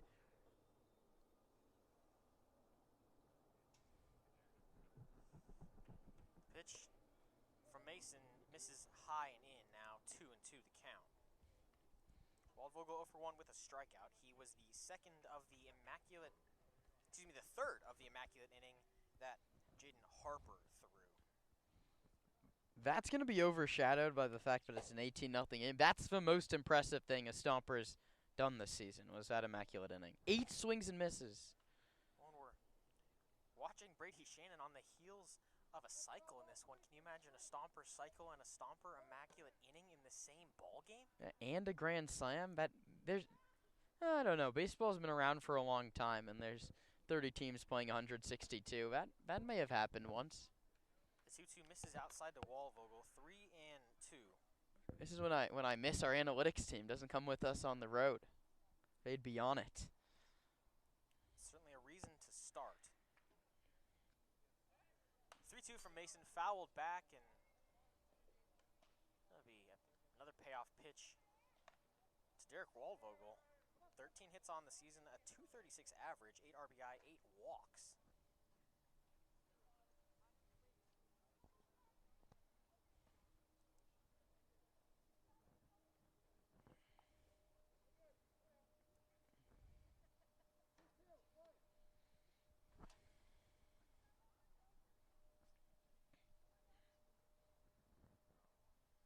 The 3-2 misses. Cold strike 3. Waldvogel tossed the bat. He thought he had ball 4. Has a couple words with Harvey Maxey and walks to the batting dugout. for the Seagulls, left fielder number 49, Mark Zhu. So it's the first strikeout of Jaden Mason tonight. 2 up, 2 down in the 5th. Mark Zhu takes the box. He's 0 for 4 entering today's ballgame. He popped out in the 3rd. First pitch to him misses inside and low. Stompers have hit around in the 3rd, 4th, and 5th. Comparatively to just 2 batters over the minimum on the other end. Second pitch to Zhu misses low, 2-0. Entered today 0 for 4. He's now 0 for 5 on the season with a pair of strikeouts, a run scored. He made his debut on Thursday against the Stompers. That one went in favor of the Seagulls, but not this one. It's a balk awarded a ball. Jaden Mason tripped as he started to deliver home. Yeah, here's a fun note. Ryan Appleby got 3 outs and he faced 12 hitters. Jaden Mason, on the other hand, got 12 outs and faced 14. It's a 4-pitch walk, a 3-pitch walk, and a balk from Jaden Mason. Yeah. How about that? Harper got more outs Jordan and Maskey. faced less batters than Reese Appleby. And another baseball oddity there, 3 pitches and a walk to Mark Zoo. Brings up Jordan Maskey, who walked in the 3rd. He's put out on a 3-6 fielder's choice off the bat of Josh Hansen. First pitch strike to Mask.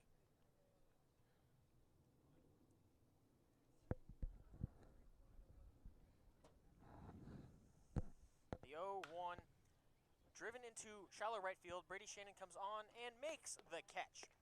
It's a walk stranded at first in the inning. The fly out to right ends the bottom of the 5th. We'll head to the top of the 6th from the Bay here on the Sonoma Stompers Broadcast Network.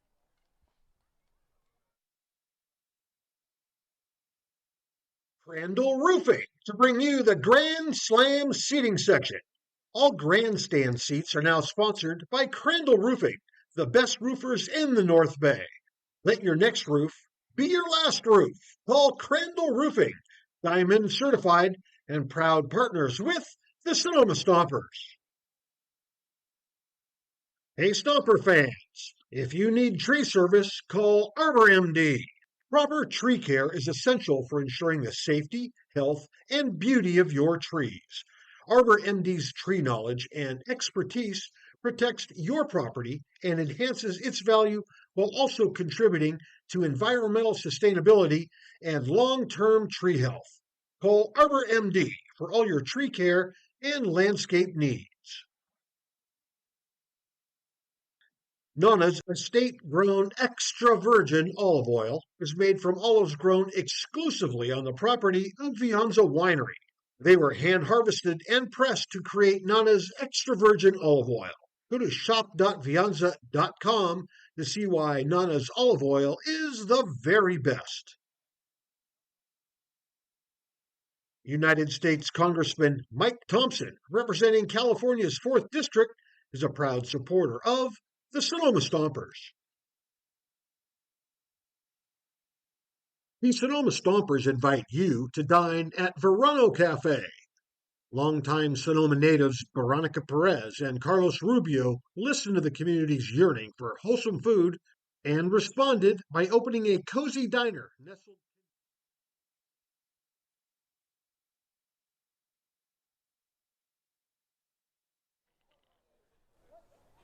Top of the 6th here in San Bruno. It's 8:30. It's been an hour, 2 hours, and 21 minutes since first pitch. The Stompers have an 18-0 lead over the Seagulls. That's an 11-hit, 18-run effort. Trent Keys leads off against Finn Whalen. Gets a called strike on the outside corner.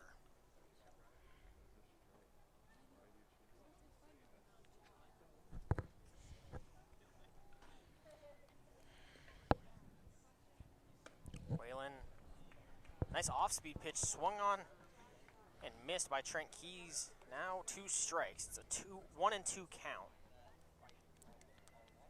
Yeah, Keys got 3 looks at Finn Whalen back on Thursday, and Finn got the better of him all 3 times. Pitch misses outside and high, 2-2. Keys in today's ball game reached on an error in the 1st, grounded out in the 3rd, was hit by a pitch in the 4th, and grounded into a fielder's choice in the 5th. He scored in the 5th.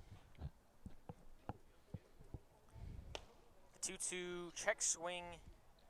Keys now 3-2.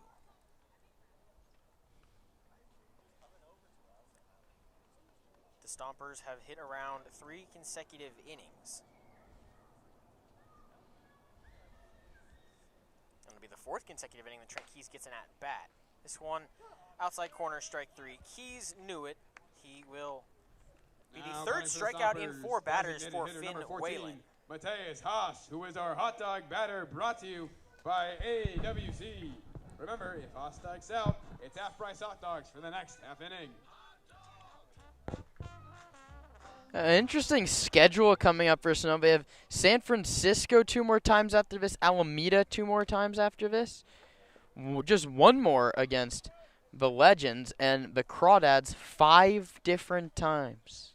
A backloaded slate between the Crawdads and the Stompers. There's been no boring baseball in that series so far. Mateus Haas digs in. Called strike low in the zone. It's his 4th at-bat in as many innings. He reached on an error, a fielder's choice, and a walk. Still searching for his first Stomper hit, but tonight is his debut. This one skips in there. Yeah, how many at-bats did it take Brady Shannon? We talked about that one forever. Shannon, who stands on deck, is just a double from a cycle. And he would do that with at-bats in the 2nd through 6th innings if he were to get one in the following at-bat. Shannon actually got off the schneid against these Seagulls in his 5th game for the Stompers. It was a 2-hit game, including a triple. That was the first of his triples. He had his 3rd in this one. Now 2-2 to Haas. Well inside. Nearly hit him in the face, 3-2. Haas, I mean, the results aren't really there when you look at the box score, especially the way everyone else has hit today, but quality at bats every single time from Mateus. Yeah, welcome to the Stompers. He brings with him a bunch of quality AABs. This one hit hard at Brewer, who fields, shuffles, throws, and a great stretch at first base from Seckler in time to retire Haas. Yeah, could we be barreling towards our first 1-2-3 inning from San Francisco? Right fielder number 37, Brady Shannon. It'll be up to Brady Shannon to prevent a 1-2-3, and he's in search of a hit, as is every batter, and a double would give him the cycle. He singled in the 2nd, homered in the 3rd, walked in the 4th, and tripled in the 5th. First pitch from Finn Whalen called outside corner, strike 1. At that point, with the Stompers up this much, we could have just taken the strikeout and had a couple hot dogs up here. I wouldn't have been too disappointed. The 0-1 foul down the first base line, 0-2.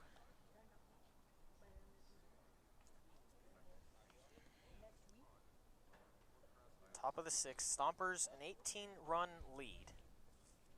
Just 1 hit given up by the staff so far. That was a leadoff single in the bottom of the 1st. 0-2 fouled back. Shannon putting together a good at-bat. Yeah, more than it being their first time they could go down 1-2-3, it could be the first inning without a run. 2-1-7-3-5. A messy night for the Seagulls staff. 0-2, Whalen set, delivers to Shannon, outside corner, called strike 3. Shannon didn't agree with the call, but it's a 1-2-3 inning, including a pair of backwards Ks for Finn Whalen. We'll head to the bottom of the 6th, 18-0, Stompers.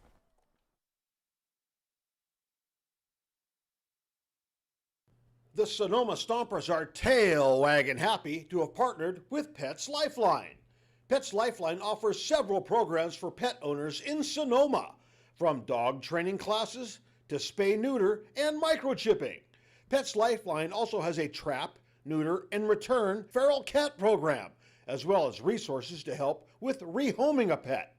Pets Lifeline is here to support pet owners in keeping their pets healthy and happy. Pets Lifeline is also hosting Bark in the Park on July 28th, so you can bring your pet to a Stompers game.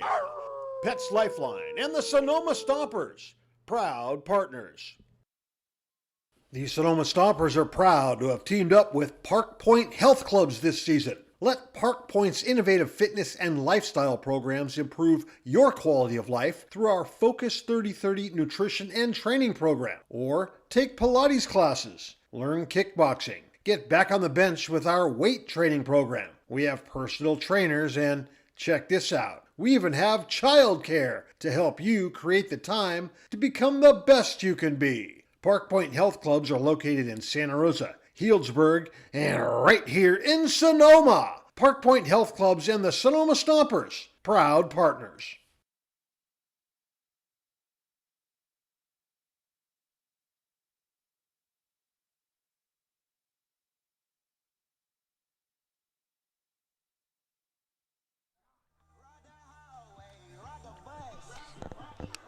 Josh Hansen leads off the bottom of the sixth.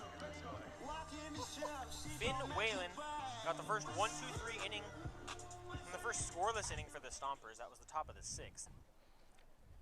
Hansen leads. One hit for the Seagulls came off the bat of Hansen. It was a single in the first. And the first pitch misses inside. That was the first batter of the game. He's on hitless since. That's largely thanks to Jaden Harper, who went 4 shutout innings. But Jaden Mason got a hitless fifth. And takes the bump again. This one fouled off. Now 1-1 the count.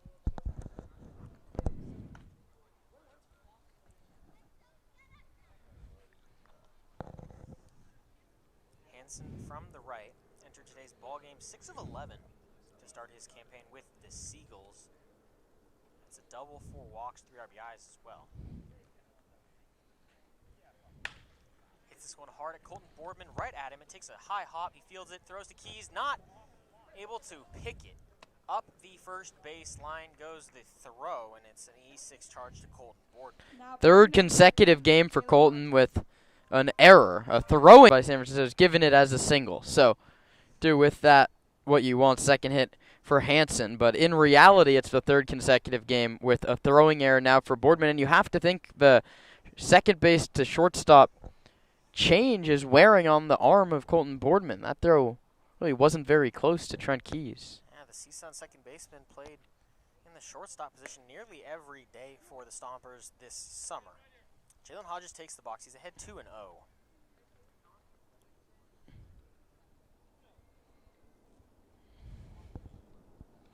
Colton saved an error, but it could turn into a earned run for Mason. Or Hard ground ball to McCanley, but he goes to second for 1, on to first. No throw from Colton Boardman. It'll be a 4-6 fielder's choice to get the lead runner.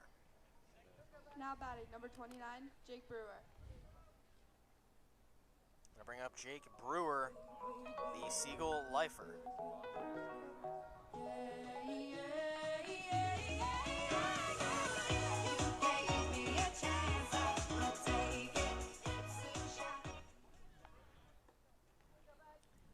Brewer 0 for 2 on the night with a strikeout and a flyout. Those came in the first and fourth innings.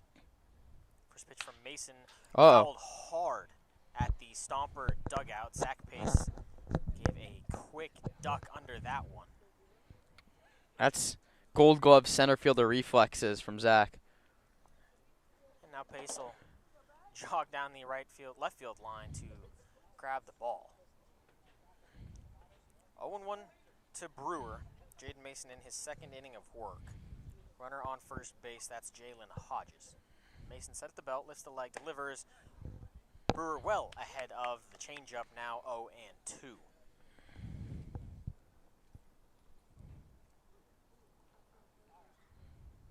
Mason working from the stretch, hangs the right arm down, gets the sign, comes set, lifts, delivers, grounded just foul past third base. This is where hitting's going to get tough. Sonoma did more than enough damage when the light was good. They aren't the strongest lights here at San Bruno City Park. It's almost like you're hitting in the shadows for the rest of the game with no consistent light around the diamond. That was a big issue last year. Stomper hitters were very frustrated down the stretch of games. Fortunately for the Stomps, as the sun sets, they have an 18-run cushion. Jaden Mason working his second inning. Hodges off first. The pitch to Brewer, cut on and missed. Strike 3. Down goes Brewer the second time this evening, and the second strikeout for Jaden Mason. Yeah, now you're in a nice situation if you're Zach Pace.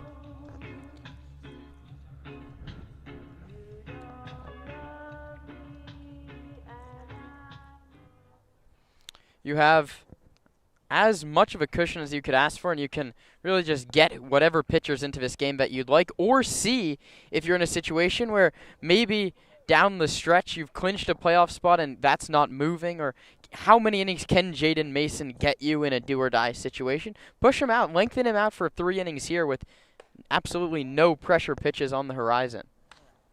First pitch to Mac Galvin was whiffed on. It was a nice change-up middle that Galvin was well ahead of. The second pitch, a fastball, misses inside. Now 1-1 between Mason and Galvin.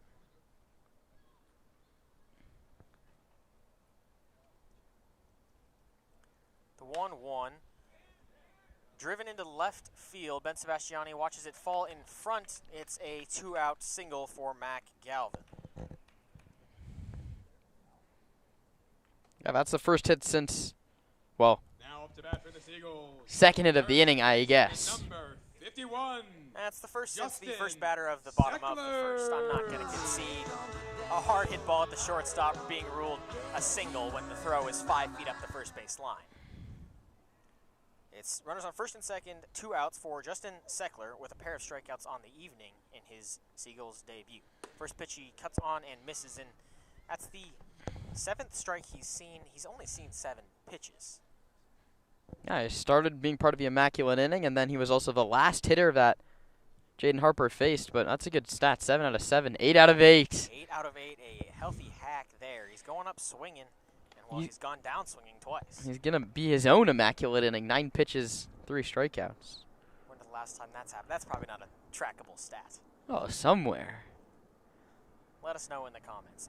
The 0-2 from Mason, chopped in fair territory to Trent Keys. A check swing ground ball goes 3 unassisted.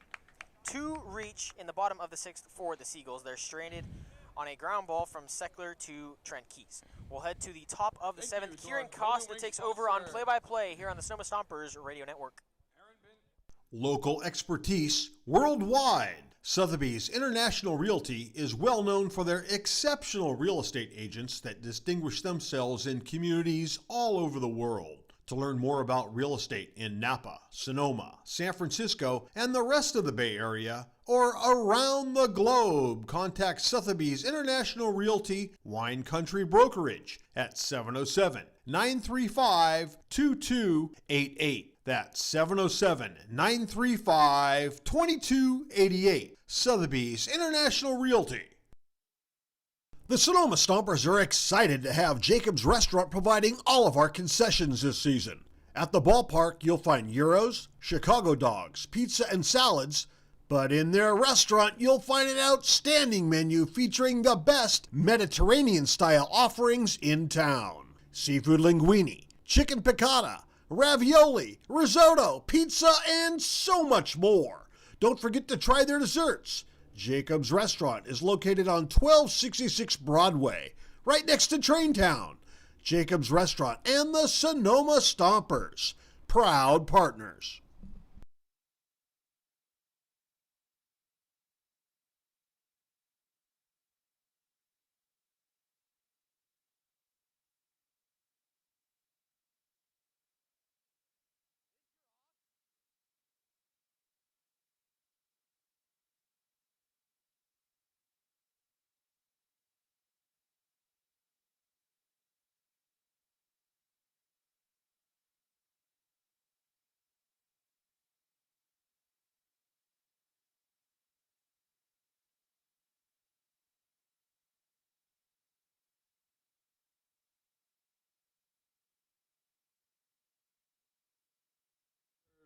Number 46, Esteban Sepulveda.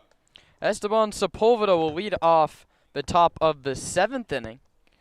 Quitting time by Zach Bryan played in between innings. 9 more outs to get for Sonoma before they can call it quitting time. 18-0 the cushion for the visitors. Sepulveda takes a called strike one from Finn Whalen, who's now the 5th pitcher to throw for the Seagulls. 18-0 Stompers over the Seagulls. I'm Karen Costa, joined by Roman Raffelli. Thanks for sticking this one out with us. A lot more fun when you're on the winning side, as Sonoma is today. Sepulveda took low outside. The count's now 1-1.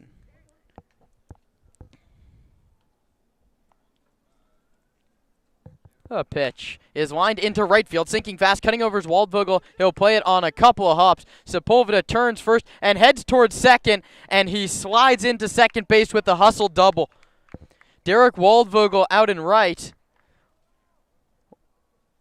Lazily cut over to pick up the baseball and just tossed it in. There might be some defensive changes that I don't have for you just yet. Yeah, so it's the pitcher Maxwell McGrady now in right field. Now batting for the Stompers. As well left as fielder number 12. Number Kieran 36, Derek Waldvogel playing first base. And number 51, Justin Seckler's night is done. So Seckler, who struck out twice and bounced out, is pulled from the ball game. And the first pitch to Baker is a called strike. I feel a little bad now calling that pitcher playing right field lazy. He's doing his best out there, not a true outfielder. He also sang the national anthem today. So a man of many talents, Maxwell McGrady, gives Esteban Sepulveda his 4th extra base hit of the season. Double for Esty. Now Kieran Baker digs in. 18-0 Sonoma. Runner at second, nobody out in the 7th.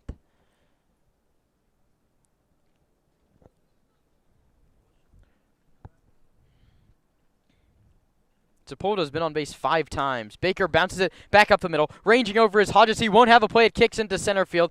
Dave Hoke with a stop sign for Sepulveda. I guarantee you he sends him in a 0-0 ball game. But when it's 18-0, no need to push the envelope. Kieran Baker with his first knock. Colton Boardman. And a courtesy play there from Dave Hoke. Stompers likely going station to station for the duration of this ball game. Yeah, even the only way I see Esteban Sepulveda moving to second is if a ball kicks past the catcher, but I would be shocked even if they send the runner home in that situation. Pitch to Boardman, takes up and outside 1-0.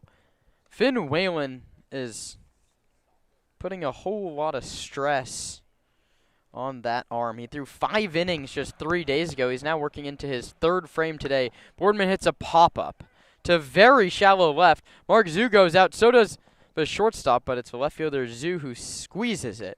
Boardman is put out for just the 2nd time today, and that brings up Max Handren. An interesting day for Max. Stompers, third baseman number 44, Max Handren. He has an RBI double, a grand slam, so that's a total of 5 RBIs and 2 runs scored. So in a way, he's accountable for 6 out of Sonoma's 18. He's also struck out 3 times. He accounts for half of Sonoma's strikeouts. He swings first pitch here and pops it up down the left field line. A long run for Brewer. His back to home plate hit will drop in foul territory. That is a ridiculous play for a third baseman who's running uphill to try and catch that ball. The left side of the ball field here at San Bruno slightly sloping upward. Well, not just running uphill, but running uphill and into the dark under the light.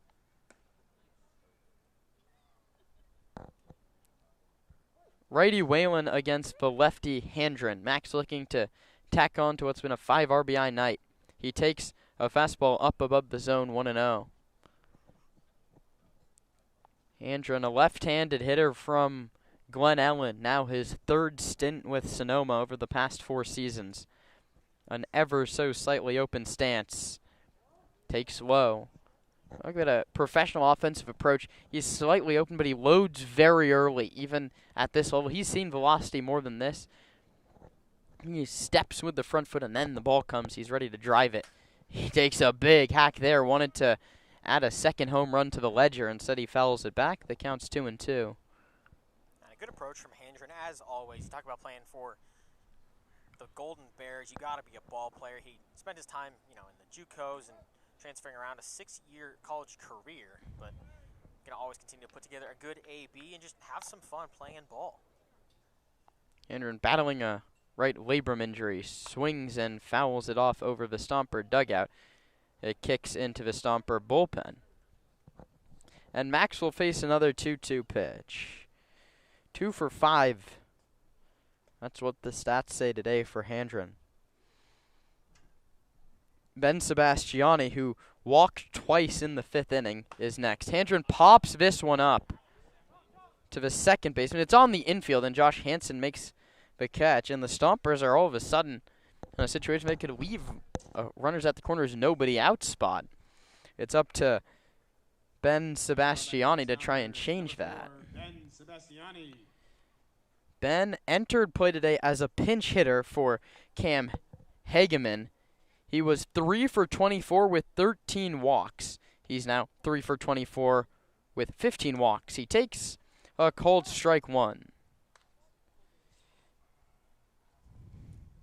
Sebastiani, a right-handed hitter out of the College of Marin.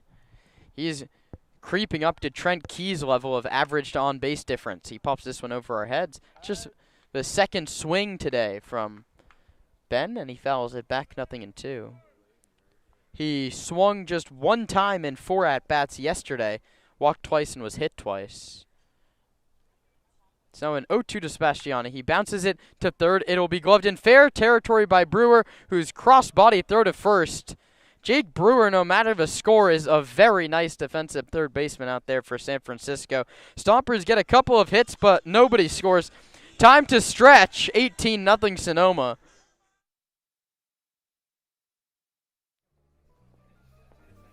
Nestled in the heart of Sonoma, Verano Cafe stands as the answer to locals yearning for wholesome food. Opened by Veronica Perez and Carlos Rubio, this cozy diner is nestled conveniently at the crossroads of Highway 12 and Verano Avenue. At Verano Cafe, breakfast, lunch, and dinner are experiences crafted with love and local ingredients. Each dish is a symphony of taste. But Verano Cafe isn't just about breakfast. Their lunch menu features favorites like fish and chips and classic French dishes. Dinner includes house-made pasta dishes and elegant entrees. What really sets Verano Cafe apart is its commitment to quality and community.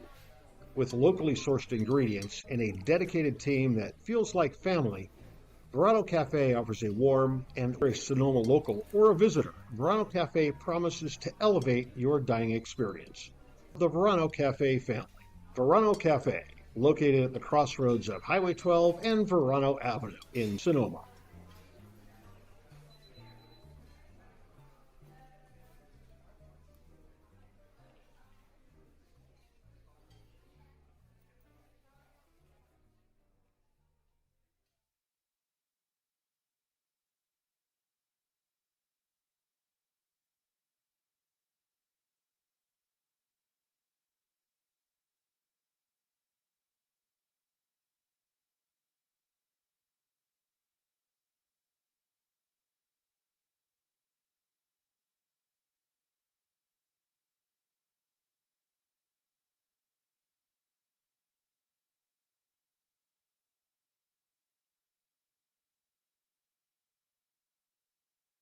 Hey, Stomper fans, if you're looking for roof services, look no further than Crandall Roofing.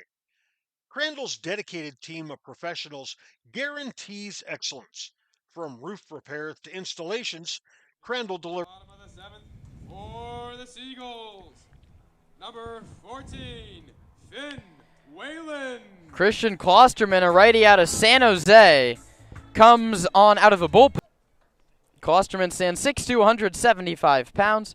He's making his 5th appearance. He's 1-0. He's yet to give up a run in 3.2 innings. A very nice bounce-back summer here in Sonoma for Klosterman, who really struggled on the mound for Zach Pace 2 years ago. Had a good season for Menlo Park last year and's come out strong.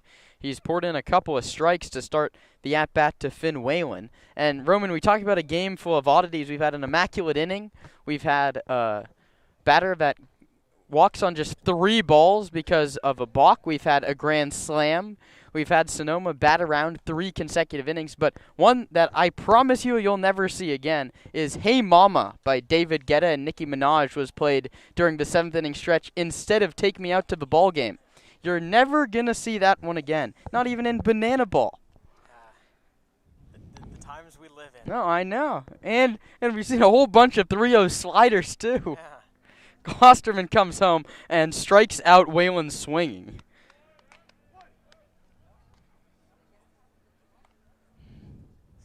Now batting for the Seagulls, right fielder number 36, Derek Woolvogel.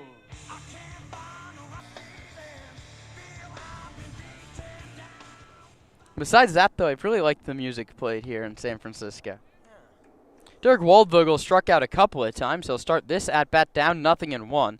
Swung at a 55-foot fastball from Klosterman. Struck out swinging against Harper and looking against Mason, who gave up just 1 hit and 1 walk in 2 innings of work.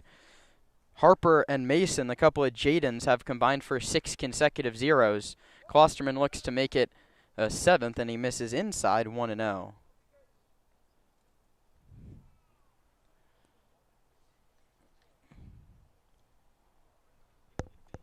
The pitch. Waldvogel. An ugly swing. The count's 1-2. Derek entered play with 22 strikeouts. He's 1 strike away from his 25th. The pitch. Checked his swing. Barely started it. The count's 2 balls and 2 strikes. Klosterman came in on Sunday in the 9th inning after Nick Haas exited with an injury. Cleaned up that ball game. A Sonoma victory. Comes home here and misses low, 3-2. Klosterman sporting those long sleeve turtleneck under the jersey day. The temperature continues to fall here in San Bruno. Crisp 58. Payoff pitch. Low ball 4. And Derek Waldvogel aboard for the first time tonight. Now batting for the Seagulls, left fielder number 49, Mark Hughes.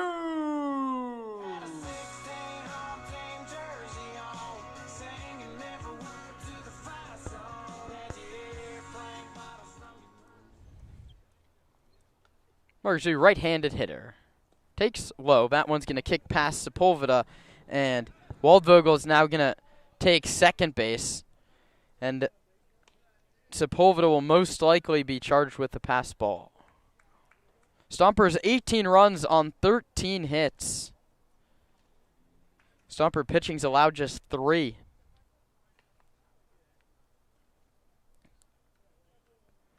Klosterman comes home. Zoo late on a fastball. The count's 1-1. Off day tomorrow for the Stompers. They take on the Merchants at Arnold Field on Tuesday. You can come out to that ball game and give the Stompers a call or visit their website, stompersbaseball.com, and buy tickets there. If not, you can catch us on the YouTube at 5:50 for the pregame show and a 6 o'clock first pitch. Tickets been flying off the shelves. I know. lately. 1,000 people on July 4th? That was impressive. Back-to-back games with the packed bleacher seats. This one's bounced to Libby at second base, who fields and throws in time. Moving to third base is Waldvogel. There's 2 down in the inning. And what Klosterman's doing well here is he's just putting the ball in the zone. Catcher number 10, Jordan Maskey.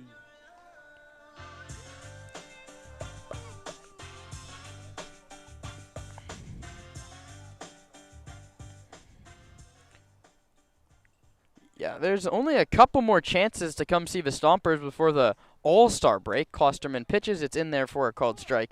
That's Tuesday, 6 o'clock against the Merchants. Then Friday is a league game against the Crawdads. Saturday's a league game against the Legends. But Thursday is a fun one. That's against the Petaluma Leghorns. This ball is crushed to center. Baker is going to lose it in the lights, and it's rolling past him all the way to the softball field. Maskey round second. He heads towards third. Here comes the throw. It's late.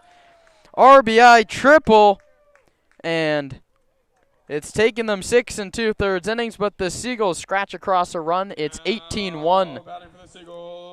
Yeah, and a tough ball there for Kieran Baker. He loses it in the lack of lights, really. There's just dark spots scattered throughout the field, and that's really not an excuse, just the conditions you have to play in here at San Bruno. But the Seagulls able to get one across. Nice little bit of small ball followed up by Jordan Maskey's first hit as a Seagull. It's a triple with 2 outs.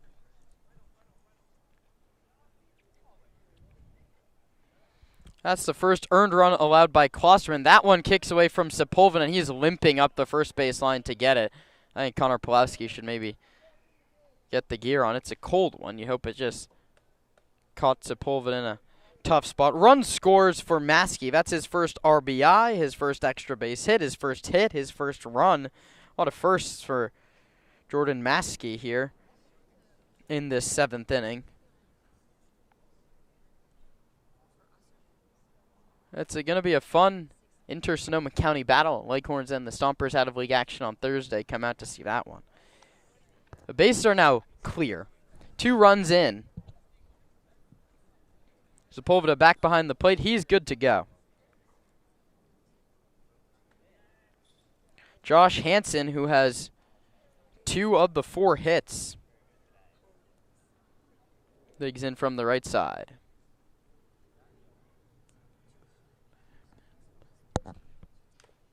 Foul back to the screen.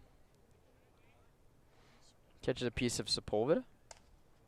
Banged up behind the plate today. He hasn't spent a lot of time behind the dish compared to Jordan Maskey, who seems like he's spent 75% of the game receiving pitches outside of the zone. Stompers north of 12 free passes. I think that number's 13 right now. That one misses low and outside.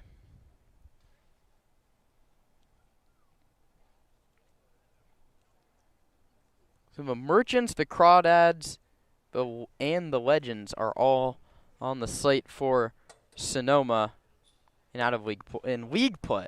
Beg your pardon. Coming up this week. Seagulls, on the other hand, have Monday off before they head south, and it's a brutal week. This could be a bury you week if you're San Francisco. You have the Saints, the Oaks, and then the Blues for 3.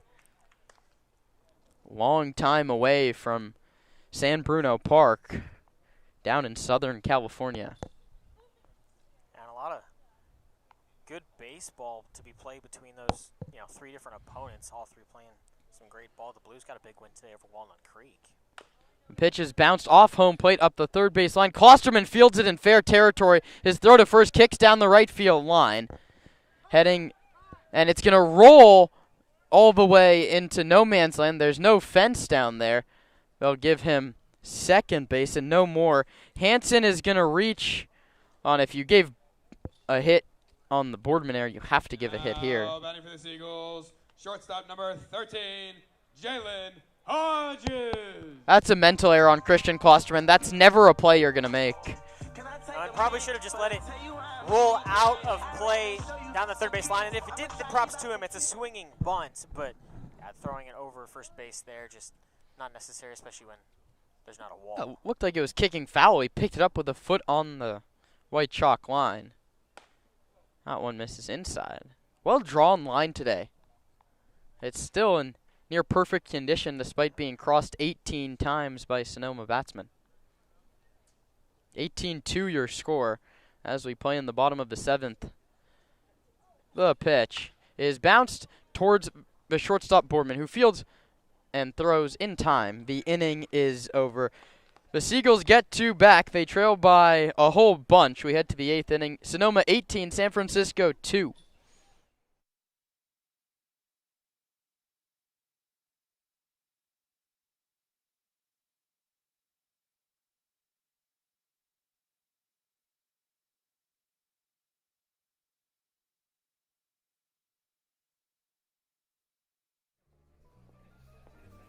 Nestled in the heart of Sonoma, Verano Cafe stands as the answer to locals yearning for wholesome food.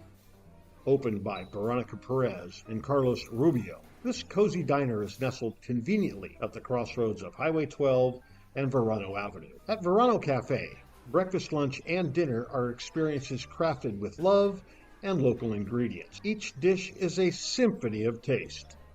But Verano Cafe isn't just about breakfast. Their lunch menu features favorites like fish and chips and classic French dishes catering to all tastes. Dinner includes house-made pasta dishes and elegant entrees. What really sets Verano Cafe apart is its commitment to quality and community. With locally sourced ingredients and a dedicated team that feels like family, Verano Cafe offers a warm and welcoming atmosphere. Whether you're a Sonoma local or a visitor, Verano Cafe promises to elevate your dining experience. Join us today and become a part of the Verano Cafe family. Verano Cafe, located at the crossroads of Highway 12 and Verano Avenue in Sonoma.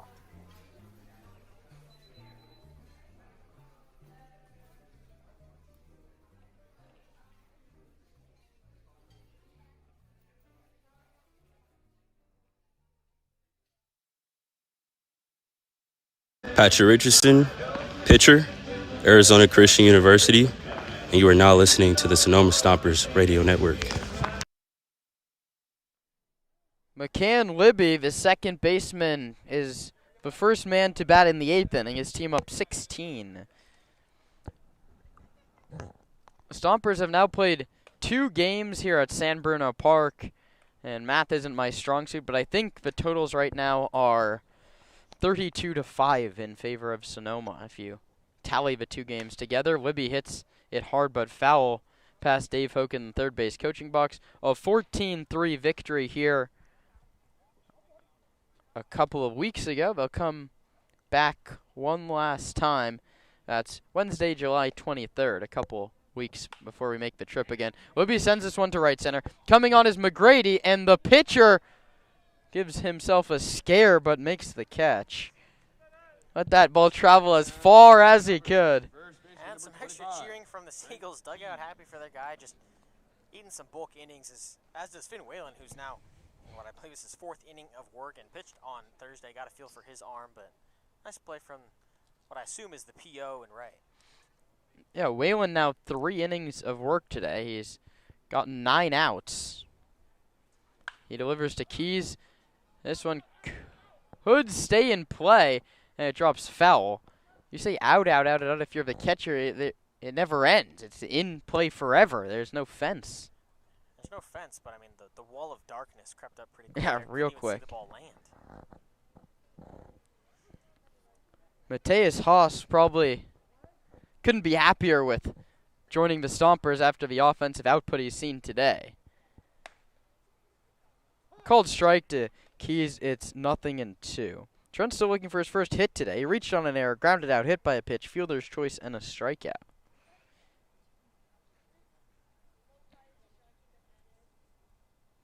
Here it is, and Keys just gets a piece to stay alive. I mean, that sounds like a typical Trent Keys night, finding every way on base that he can.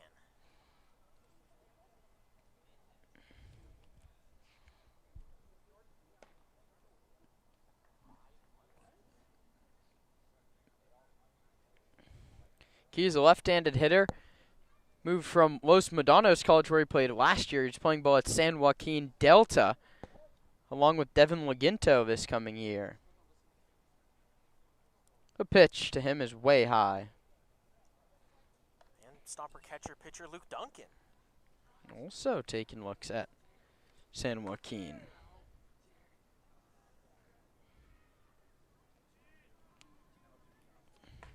That one misses away. Alameda, I think that was 13-7. They still sit atop the CCL. Walnut Creek's 14-9, and Sonoma's about to be 17-11. Keys swings and misses. The throw down to first by Maskey to Waldvogel is complete. Keys down, swinging for the second time today. 5th strikeout for Finn Whalen. Designated hitter, number 14, Mateus Haas, who is our hot dog batter, brought to you by AWC. Remember, if Haas strikes out, it's half-price hot dogs for the next inning, half inning. So a win would put Alameda's win percentage is .682 right now. If Sonoma improved to 17-11, 17 out of 28 is .607. So he would still trail Alameda. This one's bounced towards shortstop by Haas. The throw across by Hodges is made. 1, 2, 3 go the Stompers. It's 6 consecutive put down by Whalen. We can talk more win percentage when we come back for the last of the 8th.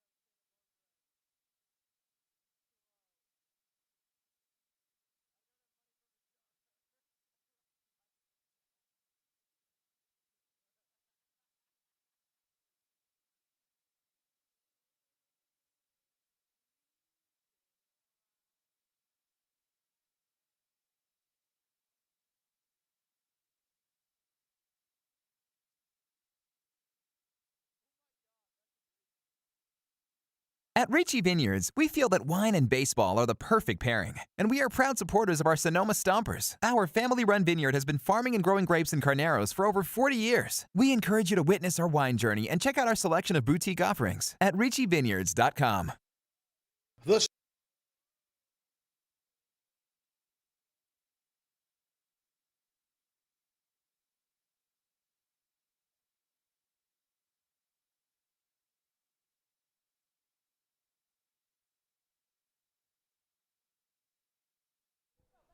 Justin Jones comes out of the bullpen. He'll face Brewer, Galvin, and a pinch hitter for Secklers off the ballgame. Brewer late on to Jones' fastball. Justin's from Walnut Creek. He's a 5'10", 190-pound Los Medanos product. He's thrown 4 innings in league play, 2 hits, 4 walks, 6 strikeouts. He's yet to give up a run. He'll be tasked with the final 6 here today, and he's missing outside 1-1. Jake Brewer struck out, lined out, and struck out again. Sonoma up 18-2. And we talk a lot about winning on getaway day.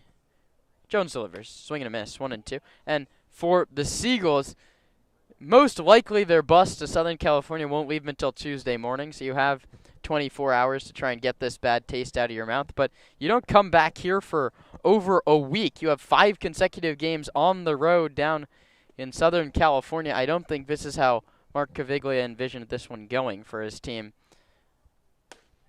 And this one continues to go the way of Sonoma. Justin Jones strikes out Jake Brewer. Christian Klosterman went an inning. Center fielder number 26, Mac Galvin. 2 hits, 2 runs both earned, a walk and a strikeout for CK.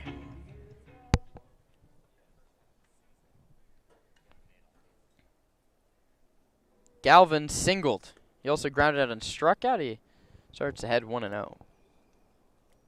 And Justin Jones in his now 3rd appearance. He's pitched 4 innings so far, 6 strikeouts, 4 walks, 2 hits.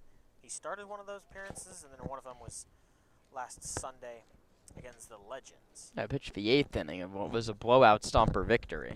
The pitch is bounced to first. Keys fields and calls off Jones. He'll take it himself. Nice play by Trent Keys. He tried to stay back and played on a high hop. He saw he had to win a race to the bag and picked it. Number 51, Justin Seckler.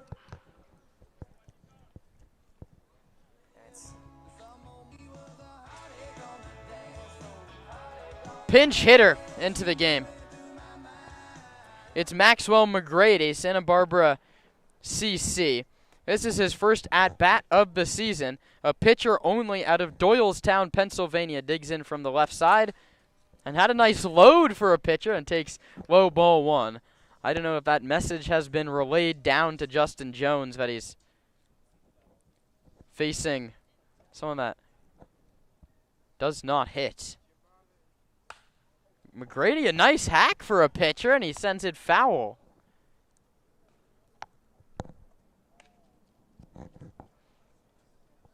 McGrady, Santa Barbara Community College last year, is in right field. Yeah, 2004, likely been a couple years out of high school, but he's still got a bit of the swing in him. He takes called strikes as Harvey Maxey.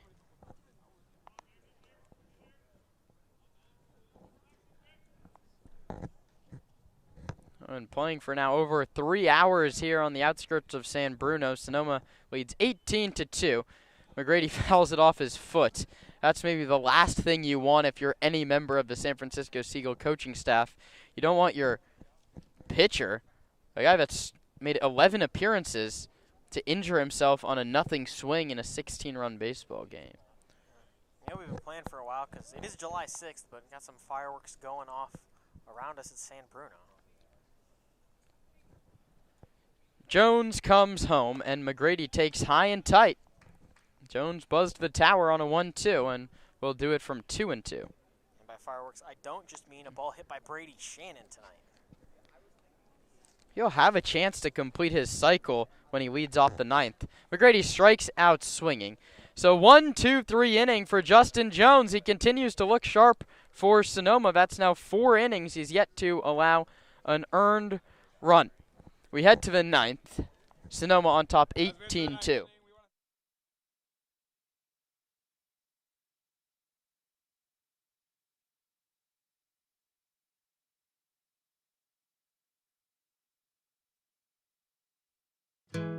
Cresco Rents. What you need, when you need it.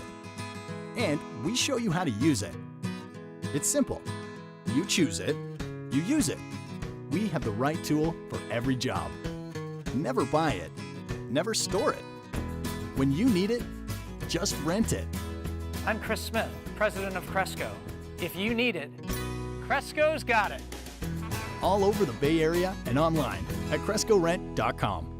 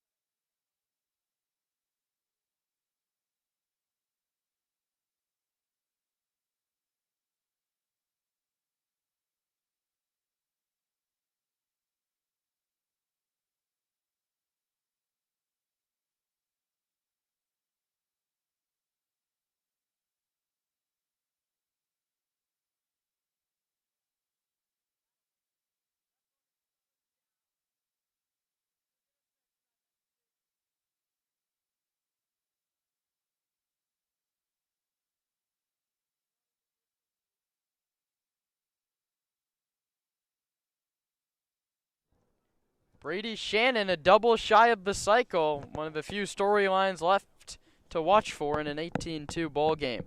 Right on right against Finn Whalen. Here it is. It's outside. You think if Shannon hits a gapper, he's holding that second for a cycle? I don't think he is. I think it depends on where the gapper is. I mean, there's no reason to push it here. You've been going station to station, but obviously, like, a ball hit hard in a gap, you're not just going to stay at first. He hits this one a ton out to left, and I have no idea where the baseball is out in the night. Mark Zhu might have a beat on it, and he does. That's a very impressive play by Mark Zhu. The light sort of tails off a few 15, 20 feet out into left field, and that ball was just hit a mile high up into the darkness. It could have been out of here. It could have been 3 inches past where we lose the light. I didn't know, but Mark Zhu comes down with it. No cycle for Shannon. From what it looked like of what I could see, I could hardly see his white pants, but it looked like he was at the fence and reached up and caught it about head high at a chest high wall. He could have just taken another home run from Shannon. Sepulveda swings first pitch and grounds it foul down the third baseline. Sepulveda has 2 singles, 2 walks, and a double. An RBI and a run scored. Couple runs scored, that is. Boardman scored twice. Handren scored twice. Ben Sebastiani scored once. McCann Libby scored twice. Keys has scored once. Haas has scored 3 times. Shannon 4 times. Sepulveda twice, and Baker once. Esteban pops it up to the shortstop. That's Hodges. And Finn Whalen has been spectacular. Left fielder number 12, Kieran Baker. His 7th inning, he gave a double to Sepulveda and then a single to Baker. He's gotten now 8 consecutive stompers, and it's going to turn into, if he can get an out here, 4 2/3 innings without giving up a hit, and he's behind Kieran Baker 1-0. Beg your pardon, not giving up a run. 3 hits on the ledger.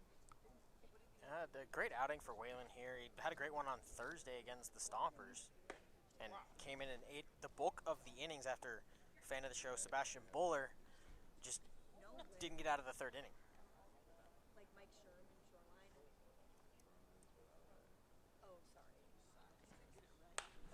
Baker swings, pops it up, foul out of play, 1-2. Stompers an off day tomorrow, and it's going to be a fun one the way the bats have hit today. Well, it looks like it'll end with 4 consecutive zeros. Luckily, they scored in the first 5 innings. That included 4 crooked numbers, a 7 spot, and a 5 spot. That one kicks off the glove of the catcher, Maskey.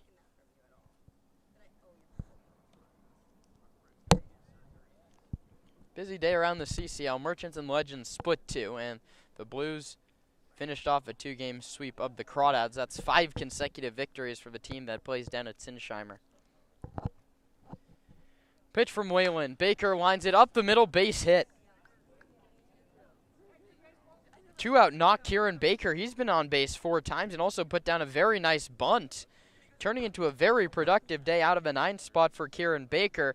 And Colton Boardman will hit for the 7th time today. He's 2 for 4 with 2 walks, looking to make it a game where he reaches base 5 times. Esteban Sepulveda became just the 2nd Stomper to reach base 5 times in a game. Both of them were here. Trent Keys had a 5-walk game the first time they came in. Sepulveda reached base 5 times with 2 walks and 3 hits. And that's one of the weirdest stat lines I've ever seen. Is Yeah. 5 walks in a game for Trent Keys. Just the patience there is. He'll remind you it should have been 6. He was squeezed on a 3-1 in his 3rd at bat. Boardman takes, called strike, 0-2. Baker off first base. I'd bet you just about everything I have he's not running. 18-2 Stompers in the 9th. Whalen looking to finish off a 4 2/3 outing. That one's lined into right. Base hit. 3-hit game. And 5 times aboard for Boardman. The Stompers want that 20 mark, and it's up to Max Handred to try and do it. He's 2 for 6, a double, a home run, and 5 RBI. Third baseman, number 44, Max Handred. And this is a game where you can change the course and win yourself a Stomper of the Week. The problem is Devin Laginto had a complete game shutout all the way back on Tuesday. That feels like eons ago. Whalen misses outside to Handren. And in that complete game shutout, just 3 hits, no walks, and 10 Ks. A great start for Devin that started off what should be a winning week for the Stompers. Handren swings and misses, 1-1.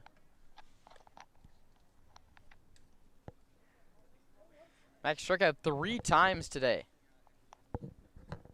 Trying to avoid a 4th and trying to tack on to what's been a productive RBI day for him. He takes a pitch that misses, 2-1.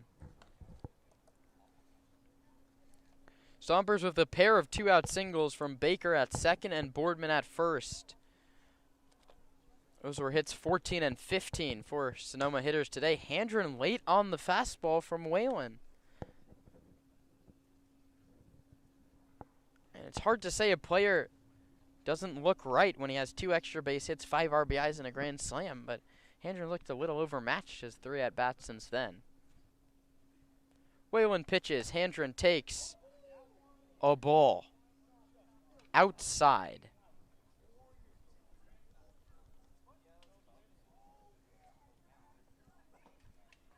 Baker off 2nd, Boardman off 1st. Second baseman Hansen plays Handren to pull. So does the outfield. The pitch to Max is popped up foul out of play. We'll do it again from a payoff pitch. A stat I wish we had was pitches thrown by team. Seagulls have used just 4 pitchers, but it seems like they've all thrown about 1 million pitches. 3-2 pitch to Handren, 2 outs in the 9th. Whalen comes home, and Max takes high ball 4. So Whalen oh so close to getting out of this inning. Baker lined a single up the middle. Boardman pulled a hit into right, and now Handren has walked. 2nd free pass allowed by Whalen. And Ben Sebastiani, who came off the bench as a pinch hitter, has walked twice and grounded out to the 3rd baseman. A chance to add to his RBI total. He takes a called strike 1. Just 1 RBI this year for Ben. But his favorite pastime, which is drawing the walk, he has 15 of those. Would drive in a run here. He has to be top 3 in walks on the ball club.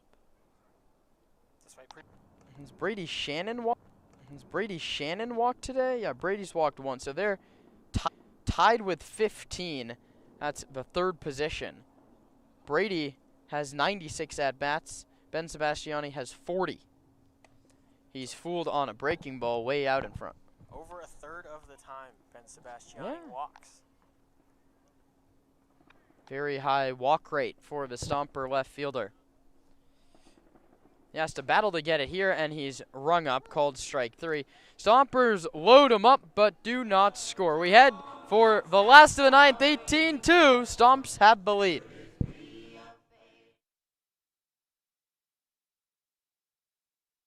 Sauce was born from founder Justin Gill's multi-generational family recipe that was passed down to him by his Bashan. Now, the multi-generational family recipe has inspired the bold, fresh umami flavor and clean ingredients in all of Bashan's sauces, including their new Japanese dipping sauces. Find Bashan's sauces at Bashan's, a tradition of bold, fresh umami flavor, and proud sponsor of the Sonoma Stompers.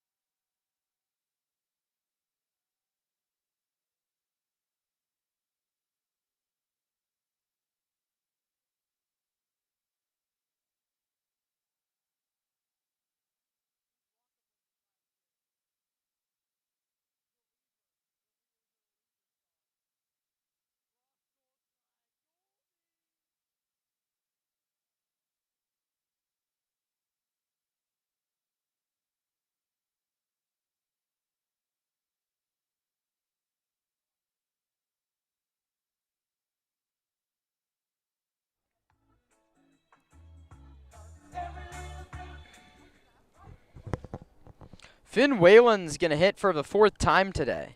He's 0 for 3 with a couple of strikeouts, but he's been the Seagulls' best player as he winds this one foul down the third base line, says Gustavo Cardova. Nick Escalera, the third base coach, can't believe it, but no point in arguing. Now, Whalen went 4 2/3 innings, 5 hits, no runs, 2 walks, and 6 strikeouts. And 2 of those 5 hits came with 2 outs in the 9th. So a very solid day from Whalen. Mop-up duty. Now he's trying to find his 10th hit of the season.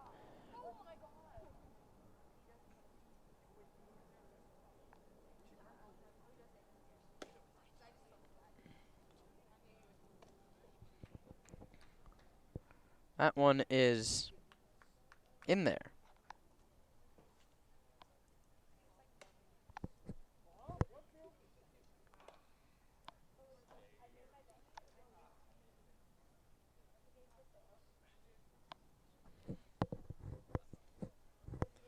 Jones comes home, misses low. Counts 2-2. Looking to just put this ball game on ice. Sonoma leads by 16. Harvey Maxey is going to ring up Finn Whalen, 3rd K for Whalen as a hitter. He had 5 as a pitcher. That's the 3rd for Justin Jones, who's now retired all 4 he's faced.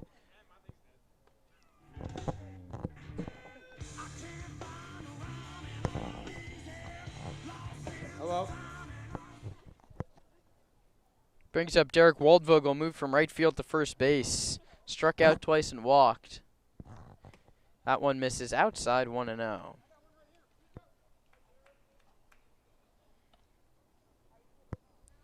Waldvogel and then Mark Zoo on deck.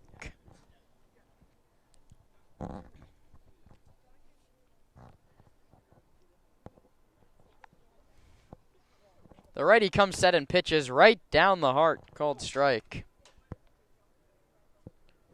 Sonoma 18 runs on 15 hits today. Talk about a breakout offensive performance. A pitch. Swing and a miss, 1-2.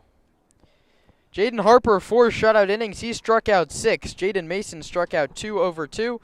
Christian Klosterman got a K in the 7th inning. And now Justin Jones has struck out 3 of the 4 hitters that he faced. He delivers high. Off the glove of Sepulveda. Long day behind the dish for Esteban, even though it's been on the winning side. And really just a great team performance today from the Stompers. Started with the bat. The defense has been solid. The pitching was great from the get-go. A good team win on a Sunday when you've got a big week ahead of you and a couple down the stretch to make a push for the CCL North playoff. The pitch is outside. 3 balls and 2 strikes. This game just refusing to end.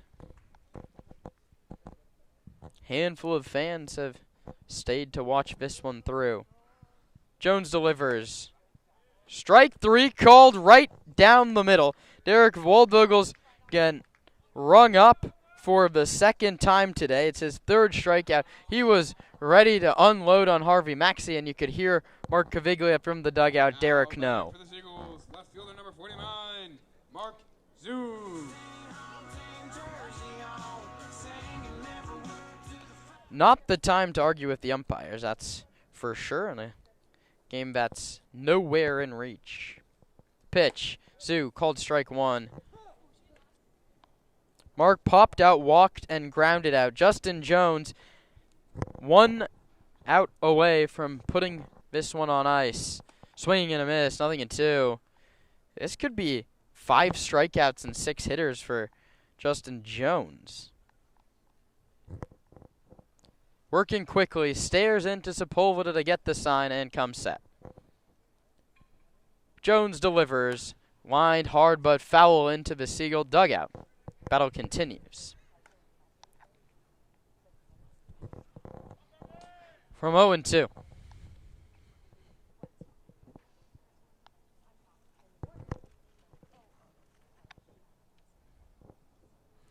Jones pitches. It's high, 1-2.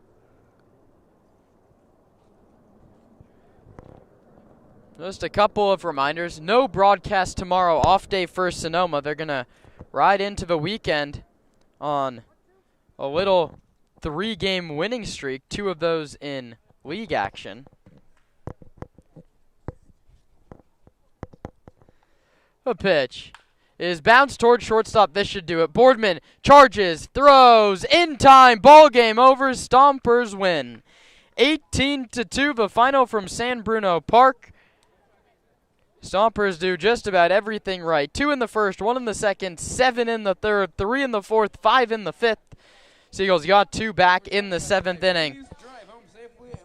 Sonoma takes a 3-2 lead in the season series. They improved to 7-4 away from Arnold Field. Their 3rd consecutive victory. They're 17-11. The Seagulls fall to 7-19, and let's spread out some of these runs over a big week coming up for the Stompers in CCL action, eh, Roman? Yeah, a great way to end a winning week for the Stompers. The week wasn't always pretty. They drop one to the Seagulls, but then get a big one to cap it off Sunday night down at San Bruno. An 18-run effort, 14 hits. Just a great day to practice some competition, some competitive at-bats to get good reps in. That's ultimately what the summer ball is about. And on top of that, you get a nice win over a division opponent. Harper to Mason to Klosterman to Jones combined for 13 strikeouts and just 2 runs. The winning pitcher is Jaden Harper. He's 2-0. The losing pitcher is Sebastian Buller. He gives up 6 runs over 2.2. That wraps up our coverage here from San Bruno Park. 18-15-1 beats 2-5-3. A big win for the Stompers. Off day tomorrow, 5:50 pregame show leading up to a 6:05 first pitch from Arnold Field Tuesday against the Alameda Merchants.